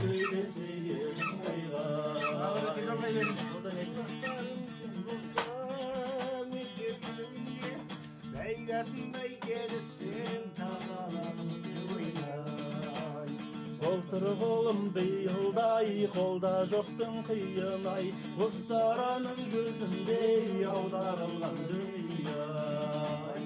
Görüşü edip toylap, Torğum bir baylap, Nekin sabah kızlarınız aydırdınız. Erkeğin sevgilim, Çünkü toylap. Okay, and then here's some kind of soundtrack, and then I will need to add my voiceover. Still haven't figured out what I would say, but definitely a little bit of the reflection on that first verse and what's to come. So then be like, okay, so we saw that. Nice introduction to the people that I got to spend time with. Blah, blah, blah, blah, blah. Kinship, beautiful stuff. Intermission of this eagle. I don't know if I want to actually call out this scene though. So, yeah. Sometimes I need to hear the music so that I can get a sense of like how I would speak in these moments. Ideally, I want this video, whenever you hear my voice, it should be more like introspective as opposed to, I don't know. I gotta figure this out. Where's this video filmed? This was all shot in Mongolia. So this is from a trip a couple years back at this point, where I spent, I forget how long I spent there. But yeah, so this was in Mongolia in a place called the Altai Mountains. You fly into Ulaanbaatar, and then from there you go into Olgi. So Olgi, I think, was like the city that you landed, and then this area was a few hours drive from there. And then I spent time basically with some nomadic people. So there were some eagle hunters. And yeah, so basically I wanted this trip to just film the lifestyle here with a bunch of these eagle hunters. I don't think I had much in my mind besides like I just wanted to explore and see their lifestyle. Now, if I could do it over again, I would obviously have a film project in mind. I would put the shot list. I would try to do some interviews and things like that. But I was there just to like, I didn't know what I was doing. I just wanted to have the experience, photograph and film these moments and turn it into like just a vlog. But yeah. My goal is going forward as I travel to new countries to be more intentional with like what I'm filming. But yeah. Okay, so we did the work now. Let me put the music back on. We did the work of trying to find all the potential B-roll shots. I think these are some of them. So let me start clearing some space.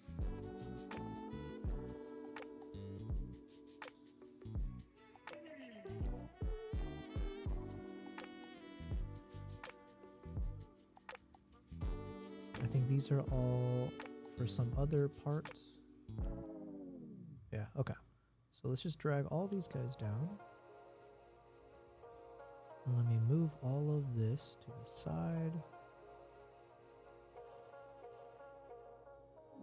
And then let's just grab, I think all of this is it, yeah?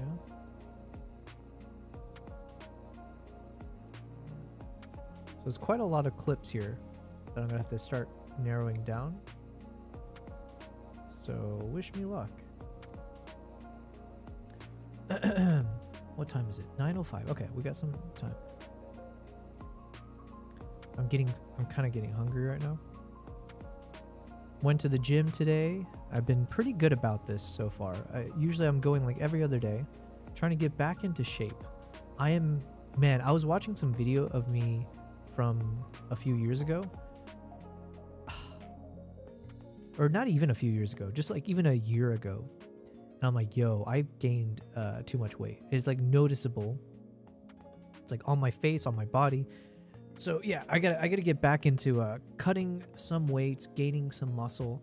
And then once we start traveling again, usually then it's not a problem because usually the way I travel, I end up burning a lot of fat and gaining some muscle from carrying all the camera stuff around.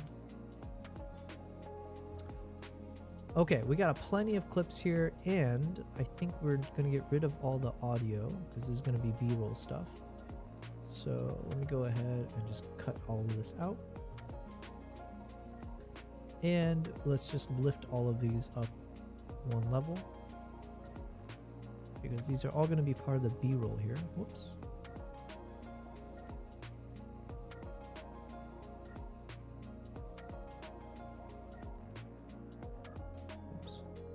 What did I just do?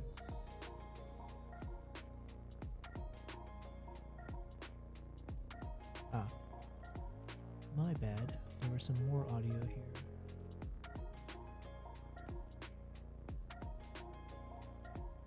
Do I get rid of this? Yeah, okay. Actually, let me think. Should I add sound effects with the singing? Is it even good audio? Let's see.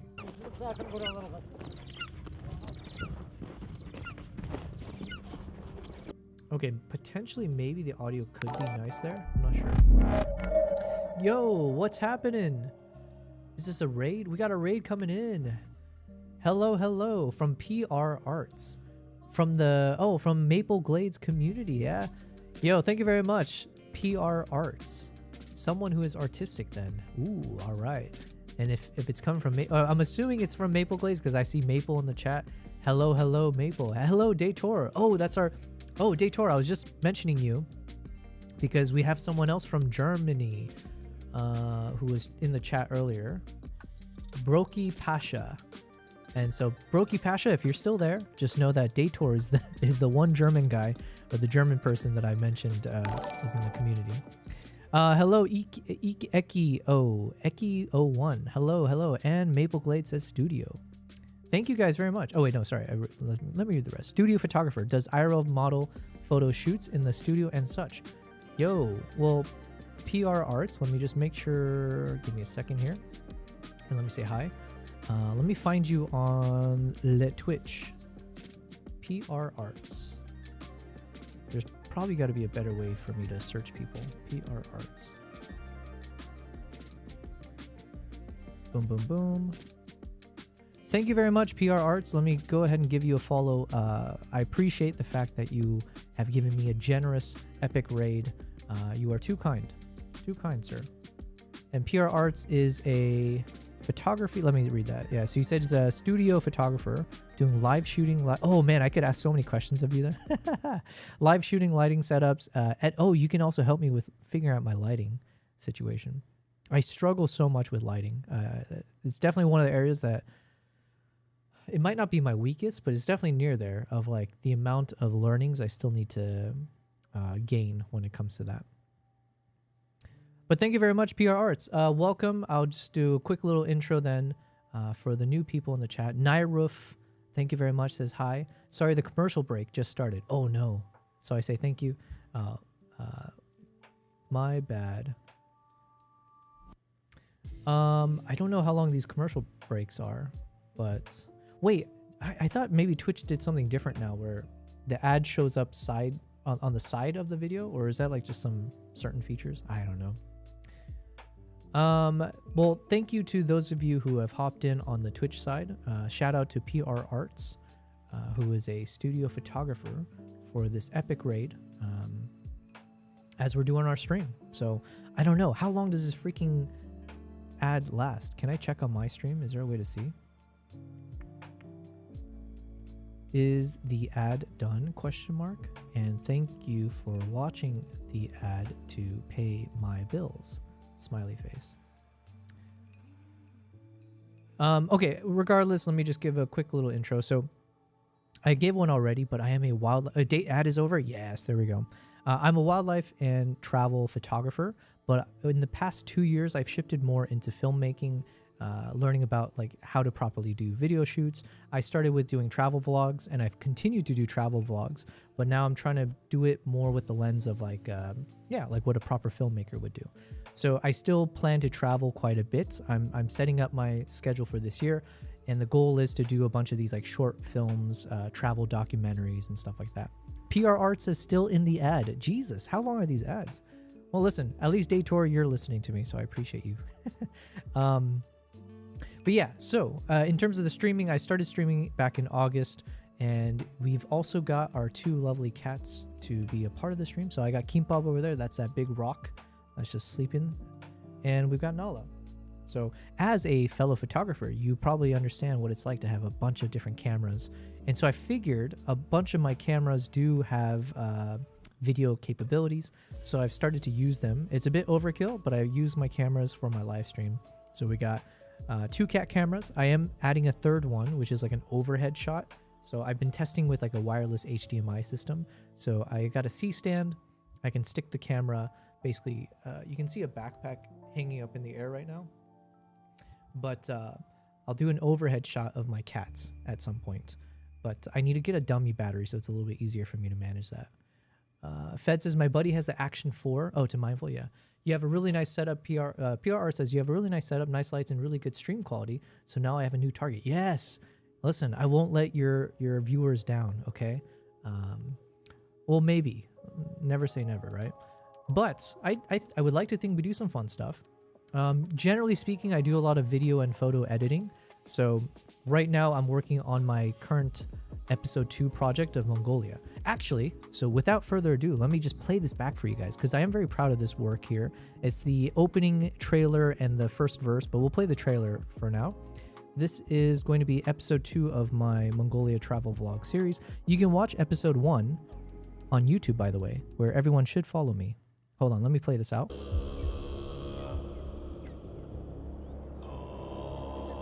And then let me answer your question in a second. Ignore the text because that's placeholder from the first episode.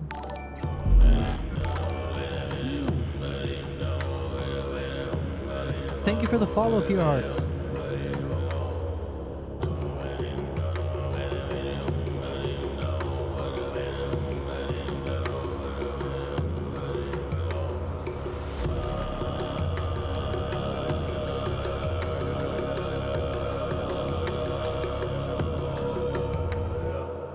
So this is like a quick little trailer slash montage of my trip to Mongolia.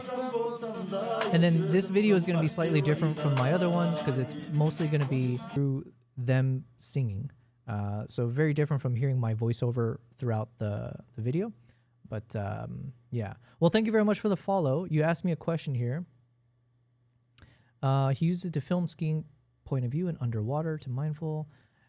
One question, your main camera running on which f-stop? Oh, okay. So for this guy, I did adjust the f-stop because I currently have a teleprompter hooked up to the front of the lens because it's got like it's the Elgato teleprompter. So it's like a little mini monitor. So I'm using that to help me when I'm streaming. However, it does darken the shot a bit. So I think I adjusted the aperture. Did you ask about the aperture? Yeah, the f-stop is 2.2 right now. I think previously I had it more at like 2.8 or something. But like I said, it got a bit dark, so I you know, opened it up a bit. Thank you again. What an intro. Love it. Thank you very much. I appreciate that. Why do you ask, by the way? Do you think there's a better stop that I should be using? I guess it is a bit soft behind me. So the question is if I want Nala to be more in focus. Look at this pretty girl, though. This is the reason you should follow my stream right here. This little girl. Sorry, let me just read what you guys are saying. You can go down as far as you need for just diving without a tank. Oh man, underwater stuff.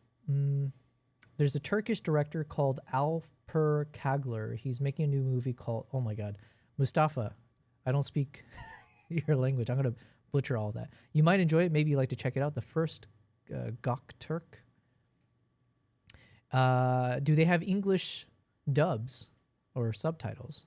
In which case, then maybe I can watch it. F9 Yobel channel, your inner Spielberg. Yes. But thank you very much, PR. It's really nice, your aperture. Oh, thanks. Okay, so this is currently 2.2. And then for my other lenses, so this one here is, I think this one I have it set more to like 4.5 or 5 something. So more of it is in focus. And then Kimbap over here, it's a little too dark because I did adjust the lighting earlier. But this one I usually have it at a pretty, like one, I'm using, okay, hold on one second. So this camera is the Nikon Z6 III, and I'm shooting with the 50mm f1.2, and most likely I'm either at like 1 point something or at f2. Then this camera here is with the Nikon Z9 with the 30, I just bought this, but it's a 35mm f1.2, and I've got it at, I don't know, like an f4 to 6 something, maybe, I don't know. And then the main camera here is the Nikon ZR, which is our latest camera. It's the one that's gotten me into like cinematography now. So enjoying it lots. But yeah, so right now I got the ZR with the 20mm f1.8 for this guy. So yeah, that's the setup. PR says, I have not so much space behind me and always question myself which f-stop I should run. And right now I'm running on f4, but I will go low to 2.8. I have the same situation, by the way. My space is not the largest.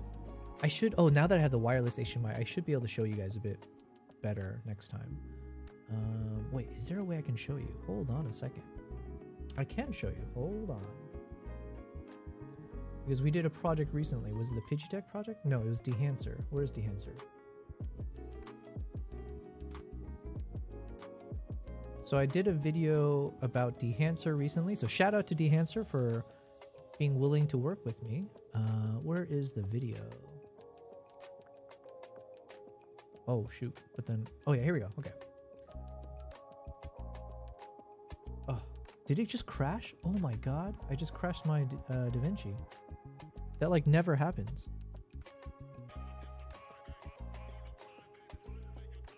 All right, that's not a good sign. Let's see if it broke anything. Mustafa says there are English subtitles. The trailer is on the Kagler Arts YouTube channel. Mustafa, I'm gonna forget all this. I should write this down. This is why we have dual base ISO. That is a nice feature, which I only recently learned about. YouTube projects. Where was Dehancer?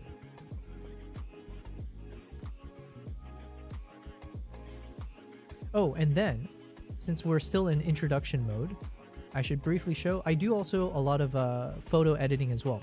So very, very high level, quick context. I started off in travel photography. Traveling is my main passion over photography, let's say.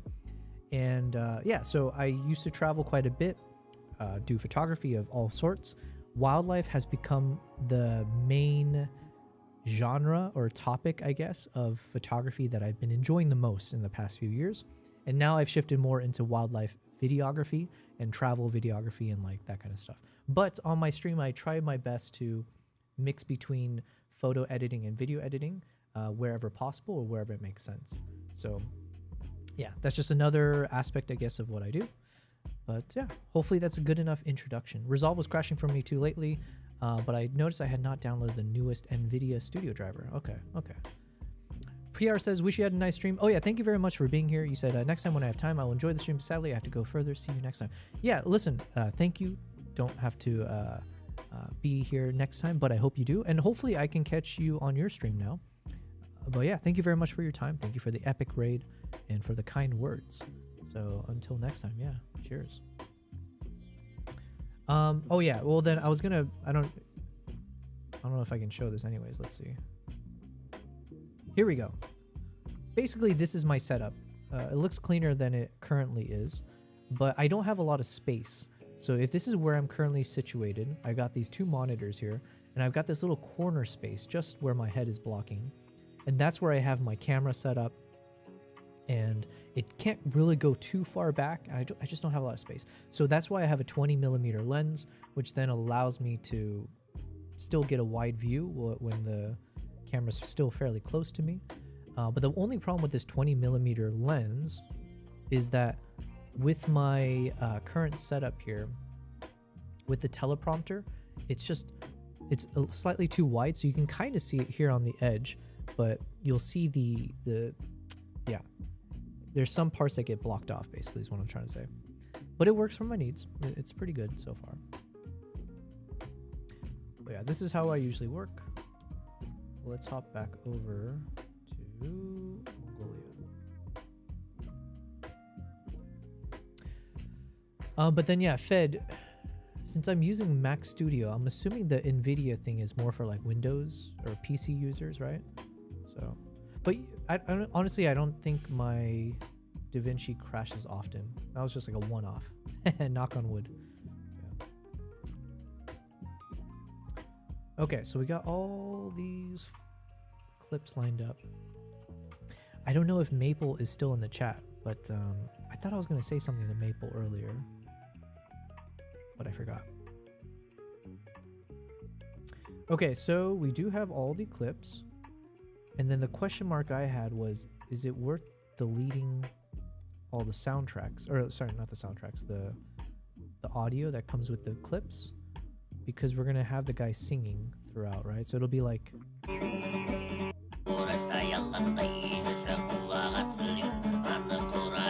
So while this guy is singing and performing, would it sound weird to also have, like, you know, obviously quieter, but having some of this background sound? There could be a value to it, so maybe it's a bit premature for me to delete all this. So what I'll do is I guess I'll keep it.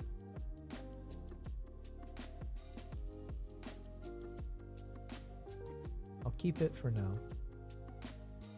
Let's just drag it over to the rest.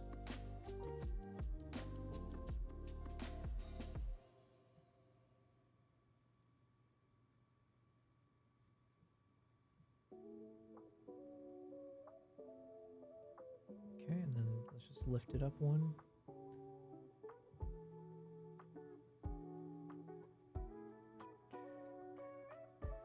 All right, hopefully this doesn't cause issues then. All right, just in case. Because I have a habit of like accidentally overwriting clips that I've got. So let me just grab all the soundtracks here. We're gonna drop it 2 levels. So it shouldn't conflict. All right. You need drivers for Mac as well. They have both. You might have it set to just download automatically. Okay. Beats me. I don't know. All right. So how are we going to do this? I think I need to start with... let's just drag this out of the way. I need to start with an establishing shot of these subjects. So we're going on a hunt. So I think I was saying that either I start with the shot of all 3 of the subjects, the eagle, the rider, and the horse.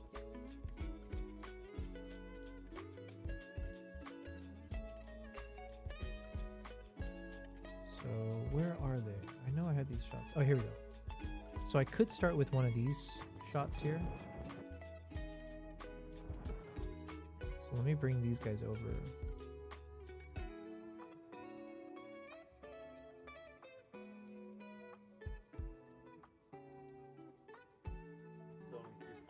Describes Wrong the spot. lifestyle of Kazakhstan.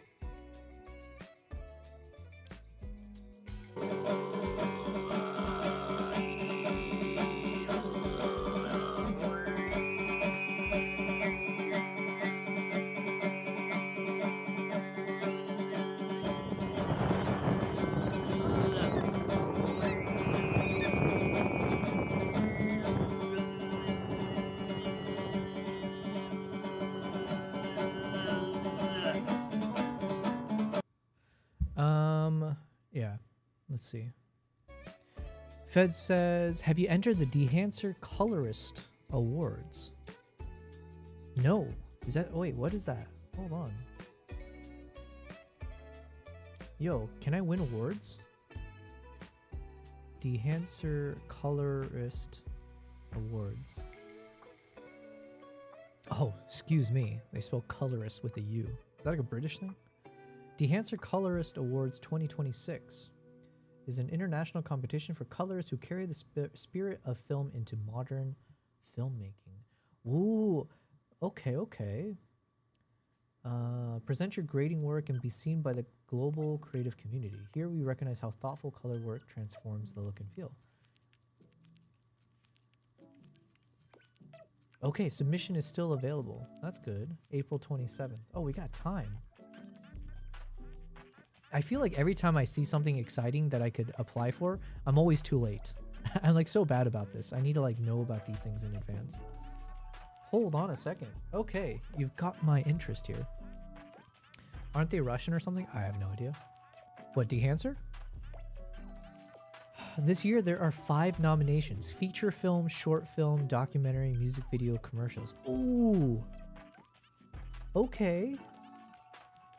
Because I can do short film and I can do documentary, technically. Any project that uses the Dehancer plugin and at least 1 film profile is eligible. That's me. Because I didn't use Dehancer on the entire short film that I've got. but I've used it. I used it in key areas. Hold on a minute. Yo, Fed, thank you for letting me know this. I'm getting super excited. It's not that we're gonna win this, but it's just fun to. I need to put myself out there more often. Where is it? 2025.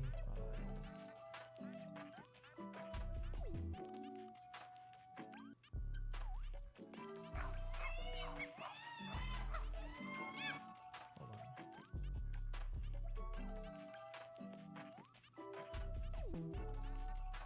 All right, so we got our short film here. So this would be in the category of, technically it fits into both short film and documentary. I guess I'll need to look into the requirements in a second. But for this guy, wait, can I play it on stream? Let me think. Was there any? Oh no, this one's fine. Okay, so this shot, When I don't the chimp think. approaches you, stay humble, stay calm. I don't know if I You are use the guest. dehancer on these beginning clips, but I could. I could Step also back technically just use without dehancer on the entire short film Presence is not as pressure. needed. Here, when a chimp approaches you, Apply it the means chimp the video. I don't island think it can has to be be only crossed. dehancer. Most people probably use nodes If we outside of cannot share dehancer. this shoreline, how will we share? Okay, so that shot was, I don't know if I used dehancer. I think I used it here. Yeah, because you can see. Island. We Yeah, practice yeah, balance. yeah. Because I was starting to play around with that whole halation and bloom effect, starting here. So the world can keep its footing. Here for sure. Everything here is a lesson in balance. And I'm pretty sure I used it for this entire sequence for like a bit of consistency, I guess. My name is Dr. Joshua Rukundo. I am a wildlife veterinarian. I don't know And- about this area. This one, I'm not sure. So I think I used it in parts. And then here, yeah, here obviously I'm using it for the visual We effect. currently have 55 chimpanzees.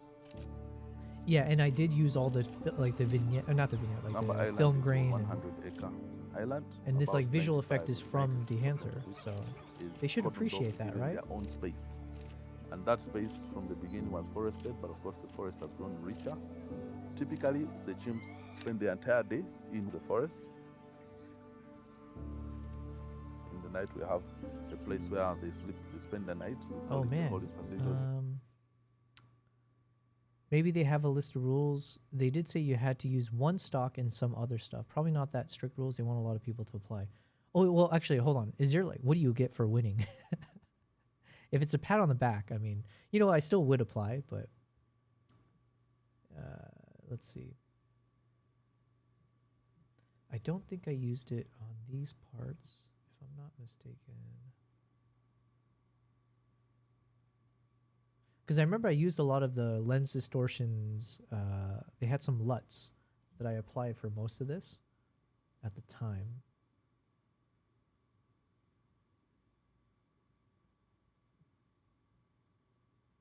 Oh, I think maybe this sequence I also used. Us and the animals have no one to speak for them. So it is up to us, people that love the animals, to speak for their behalf. We rescue chimps to remember how to be human. Okay, maybe here? Because I feel like this shot, I feel for sure I must have used it. Because you get that, you see the halation effect here. Number Island is a second chance that makes the first one possible. We cannot change their past. We can change what comes next. Okay. I'm very excited because now I just want to look into this a bit more. You said, I know Amarin is a... Amaran? Amaran? Amaran is a Dehancer Colorist Awards partner. Oh, is that the light company? Amaran? Ray. Lights. Yeah. Okay. I think I've seen this. I've never used it.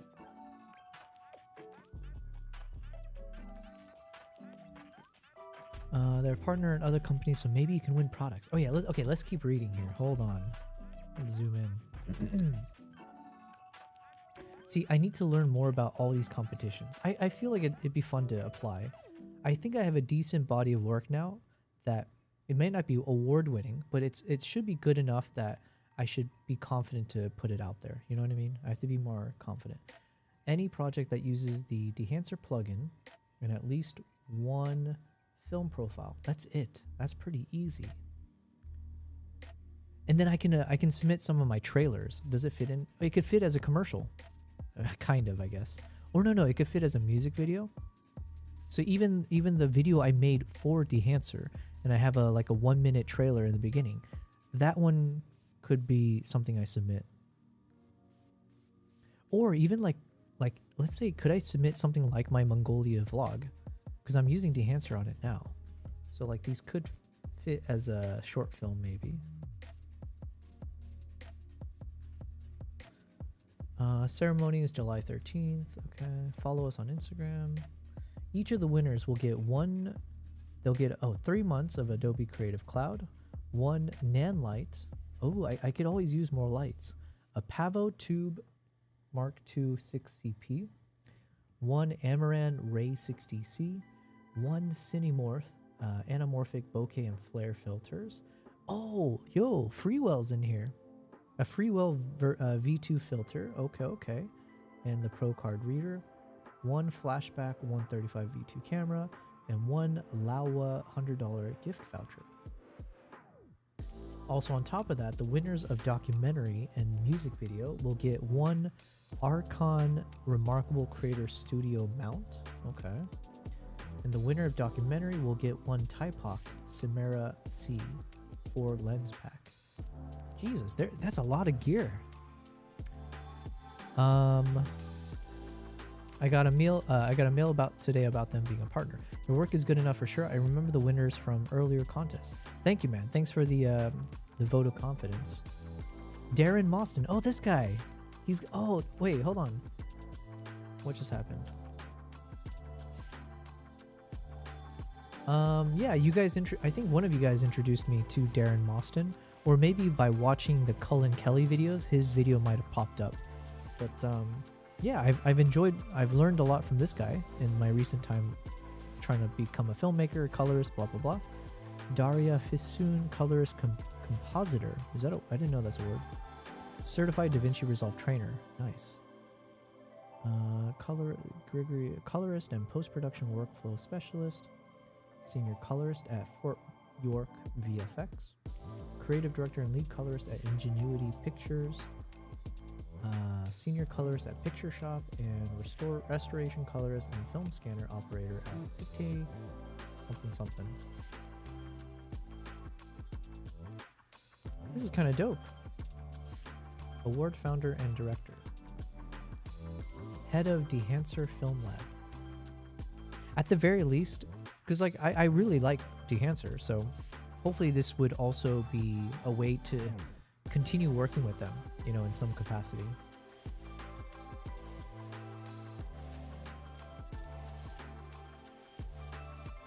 Oh, actually, okay, one thing at a time. I should probably not be so ADHD'd.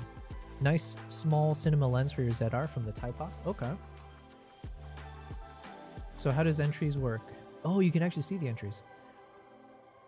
Here's what I'm going to say. Okay, there is a panel. Okay, never mind. I was going to say if the winner is based on number of votes, I usually hate that. Actually, I don't know. I don't do a lot of competitions. But if it's just based on popularity, that always sucks. Because I lose. Yo, just from the thumbnails, I need to tone down my my ego. I was getting so excited thinking oh, we can win. I'm lucky just from the thumbnails. We got some really good videos out here. So perhaps there is good competition, which is exciting. I haven't done competitive stuff in a long time. Since my wrestling days. All right, we got the jury. Partners. Oh, let's go to rules. Okay, participation is free without extra fees. Nice. You can submit as many films as you want. Dope. You can participate in as many categories as you want. Each film can only participate in 1 nomination. Okay, so you can only choose 1 category for each film. We accept any project graded with Dehancer, at least one film profile. Projects originally shot on film are not eligible. I guess that makes sense since we're emulating film here.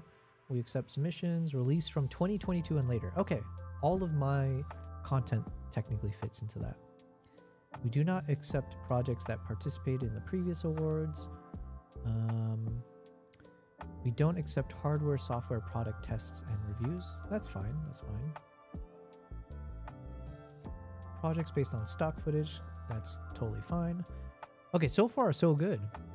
Remember, you will only compete with other documentaries for those sweet Typoc lenses. Okay.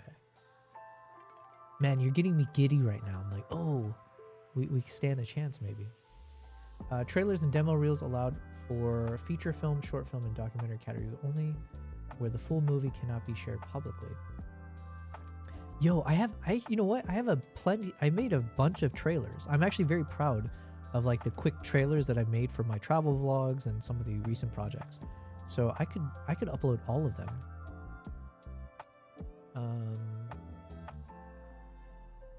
You must own the copyright to all footage. Oh, here's where I can run into issues. Not this part, but if I show people in the shot, will I get into trouble? You must own the copyright to all footage. That's fine. And music, I use all the licensed stuff. The submitter is personally responsible for any copyright infringement. Okay, I think I'm covered then.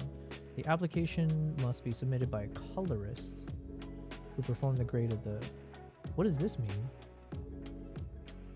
Does this mean I have to call myself a colorist now? Films must be uploaded to Vimeo or YouTube, be publicly available, and support embedding. The video should be uploaded in the 1080 or higher. Okay.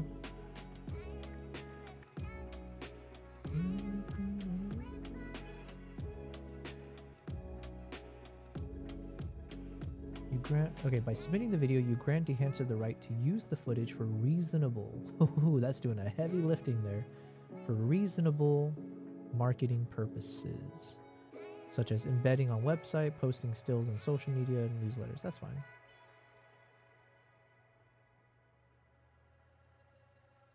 Okay, man.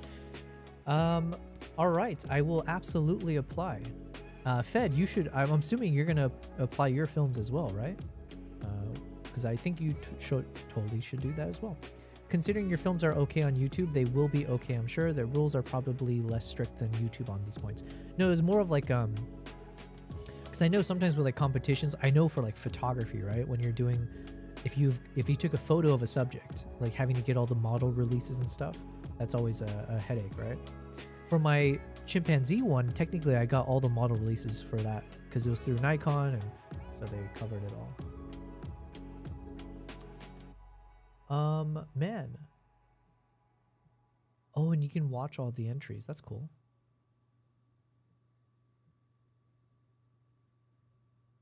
Okay, I'm very excited. I almost want to end the stream so I can start like going through all this, but let me take a note for myself that I need to not forget about this Dehancer award. Yo, are there other awards like film stuff that I should apply to? That's a key thing I need to look into, is like applying to like film festivals and stuff like that. That might be a bit of a stretch, but there must be like some kind of, I need to look into like local film festivals or stuff. So this is the Dehancer.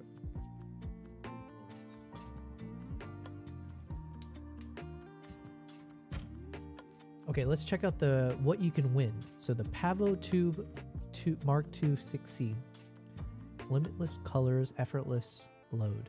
Yo, it'd be awesome to win all this, because then I can make my studio even crazier. You know what I mean?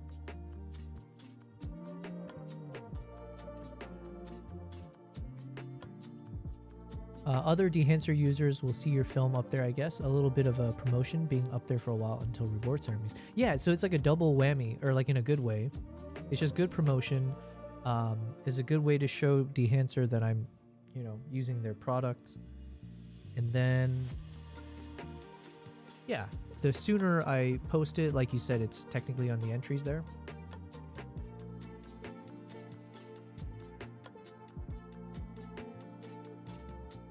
Okay, so this is a very small light. Oh, this is very useful.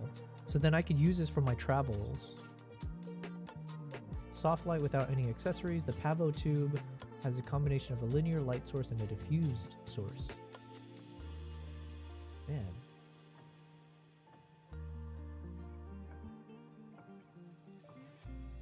I could totally use this. Yo, I need a win. Can I watch this video?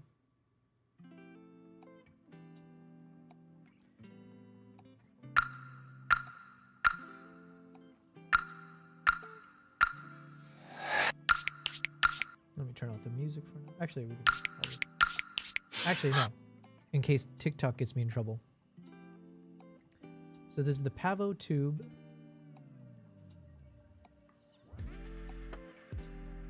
Any color you want. 15 effects.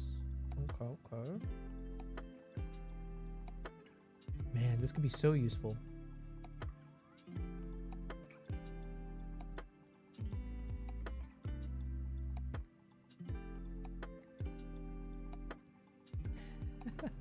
I'm laughing at myself thinking like, imagine, let's say, okay, let's imagine, we gotta manifest this, right? Imagine I win this award and they give me this Nanlite Pavlo something tube light. And then imagine someone asks me later like, oh, you won that thing. What do you use it for now? It's like, oh yeah, you see my kitchen. I just use it as a kitchen light. That'd be such a waste for sure. But I can almost see myself doing that. But that'd be hilarious.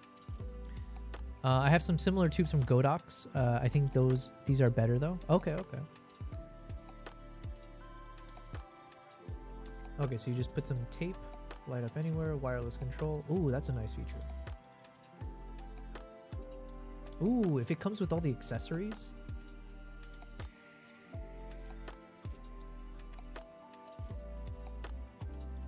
I'm trying to imagine, let's say if I go on this dog sledding trip, and then if I can turn this guy on to light up the dog sled a bit for some nice ambient lighting, that could be really cool.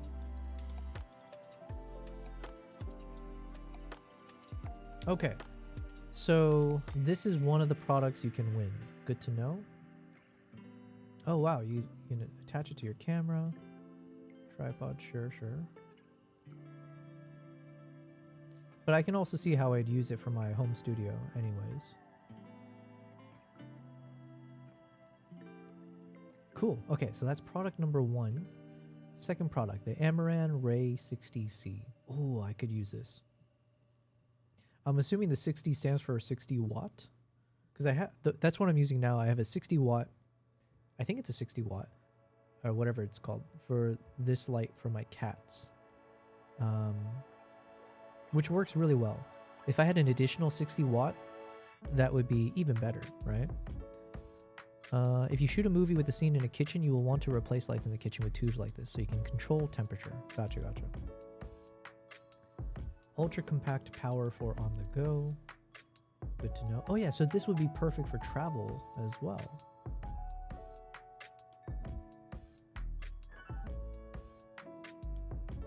Oh, it's like an RGB light.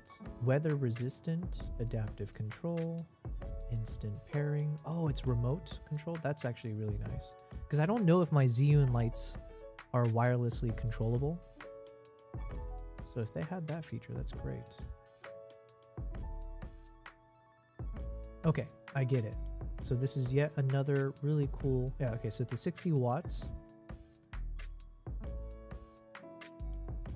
And it's about 190 bucks. Oh yeah, that's the other thing. I'm curious, like, what is the full retail value of everything that you win? So that's like 200 bucks. How much is the Nanlite?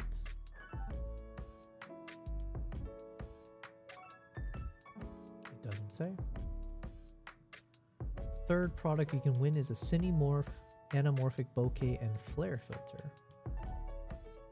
It gives you the defining traits of an anamorphic lens without the cost or complexity of real anamorphic setups. They mount like any standard photo filter and works with many SLR, DSLR mirrorless, and blah, blah, blah. Okay, so for example, if I have an 82mm thread size, and you can have it with just the bokeh or whatever. Got it, got it.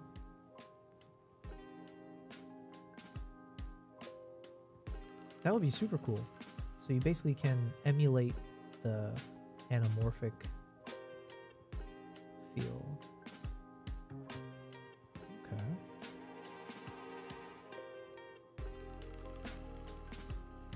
I don't yet know how to use something like this, but that could be interesting for sure. And then here we go. We're familiar now with Freewell. So, oh wait, this is what I have. Wait, is it not? V2 magnetic hybrid VND CPL 3 to 7 stops filter. I think this is the one I have just now. Yo, and which by the way, I'm laughing because this would be great. If I can have 2 of these, obviously I love traveling with like an ND filter for all my lenses if possible. So to have an additional one of these, assuming it survives my testing and it's good quality, which by all accounts it should be, then we get an additional one.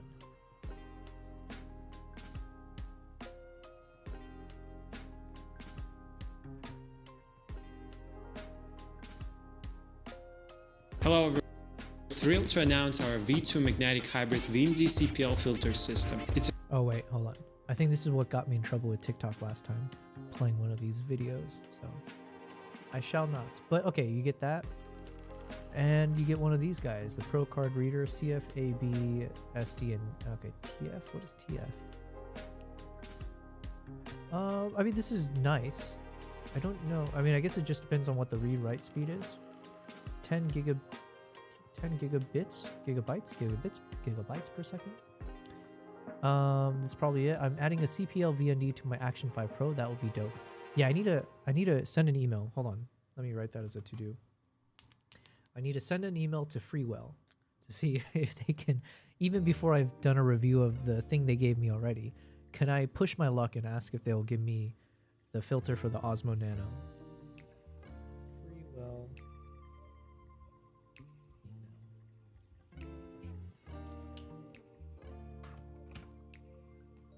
Okay. The 135 V2 camera. Oh, that's so retro. Yo, I want this just to put on my bookshelf. Experience photography the way it was meant to be. Flashback brings back the anticipation and thoughtfulness of film photography without the waste or expense. Each shot matters when you only have 27 frames and a 24-hour wait to see your memories develop. Interesting.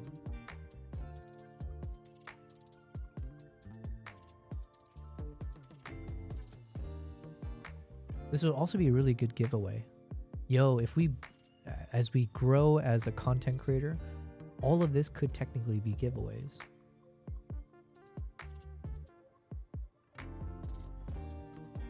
All right, next item. This is the wait, what is this? What did Dehancer say? Oh, maybe this is this one, the $100 gift voucher.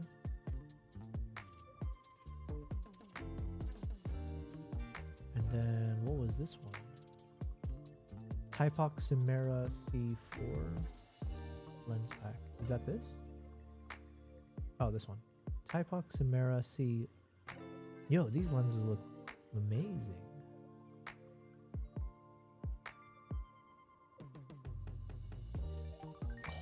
That looks beautiful.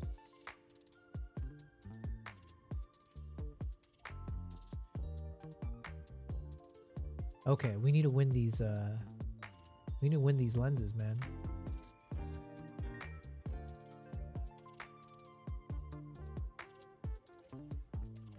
Constant 1.5 aperture. So it offers 21mm, 28, 35, 50, and 75. I think this is all the perfect range for like type of filmmaking I'm starting to do.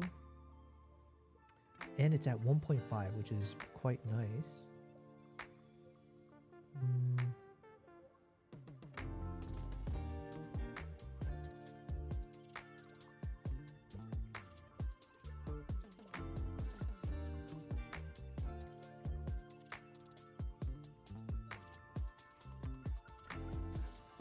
Okay.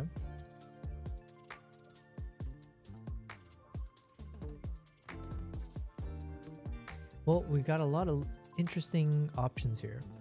Send everything I need, free stuff. Yes. Dator says, I say goodbye for today. See you next time. Thank you very much, Dator. Thanks for being here. I appreciate it. Yeah. Dear Mr. Freewell, sir, send me all the things. Thanks. Sincerely, Yubel. As long as I remember to say sincerely or best regards, they should take me seriously. Oh, you forgot. Dear Mr. Freewell, I hope you are doing well. I hope you're... Yeah, Freewell. I hope you are doing free well. Throw in a pun in there. I'm sure they'll appreciate that. Okay, well, I now know what I need to focus on. I'll put this on my to-do list for tomorrow, but let's go ahead and enter the competition. So what do I need to do? Colorist name, project title, nomination. Oh, for the category. Film profiles used. Oh, some of these projects, I have so many that I used. Print profiles used, enhancer tools used. Oh, brilliant. Okay. Video URL. Oh my god, I'm ready to start sending some of these guys immediately. So yeah, this is what I'll do tomorrow. I'm gonna get this set up. Oh man, thank you very much. Well, now it is almost 10 p.m. So I think this is roughly where I should start closing down. Now, for those of you on Twitch, I do want to, because I haven't gotten into the habit of rating, but I do appreciate obviously that someone rated me. So I want to make sure to return the favor. So first thing, let me go ahead and end the TikTok live. Thank you guys. Over on Twitch, let me see how to do this. I always forget. Let's go to raid. Well, let's see if there's anyone that I'm following that I could even raid to begin with.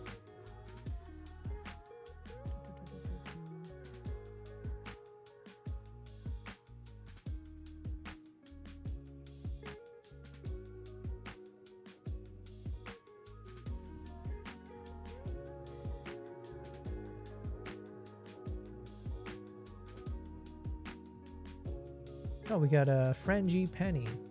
We've rated her in the past. She does a lot of wedding photography and stuff like that. So let's go ahead. For those of you on the Twitch side, obviously I appreciate you guys there. Let me go ahead and do a quick raid for her. And then separately, as that's going on, I think as we're starting to wind down here.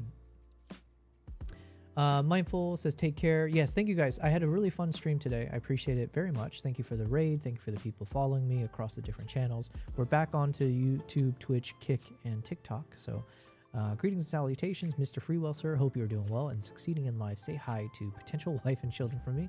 Send all the things. You forgot Happy New Year, even though we're into February already. But yeah, I think that's a good message. I might just copy and paste that and see where it takes me. Mr. Freewell, winning, yes. Stay mindful, yes. Well said, King Crook. But yes, thank you guys. I appreciate it. I've had a wonderful stream, and I'll be back tomorrow. Tomorrow's Thursday, so I should be doing the same exact thing, and we'll make more progress on Mongolia video. And I think I'm gonna go ahead and submit myself to some of this competition stuff. And we're gonna talk about potentially traveling to Norway for a dog sledding travel vlog adventure in March. That's my current ambition, my current trajectory goal of like a trip that we can do. And it'd be nice if I can also test out live streaming from that. So a lot of ifs, a lot of ambitious, but we'll see how it goes. Thank you guys on Twitch. I think we're gonna go ahead and raid now over there, and I will end the stream over on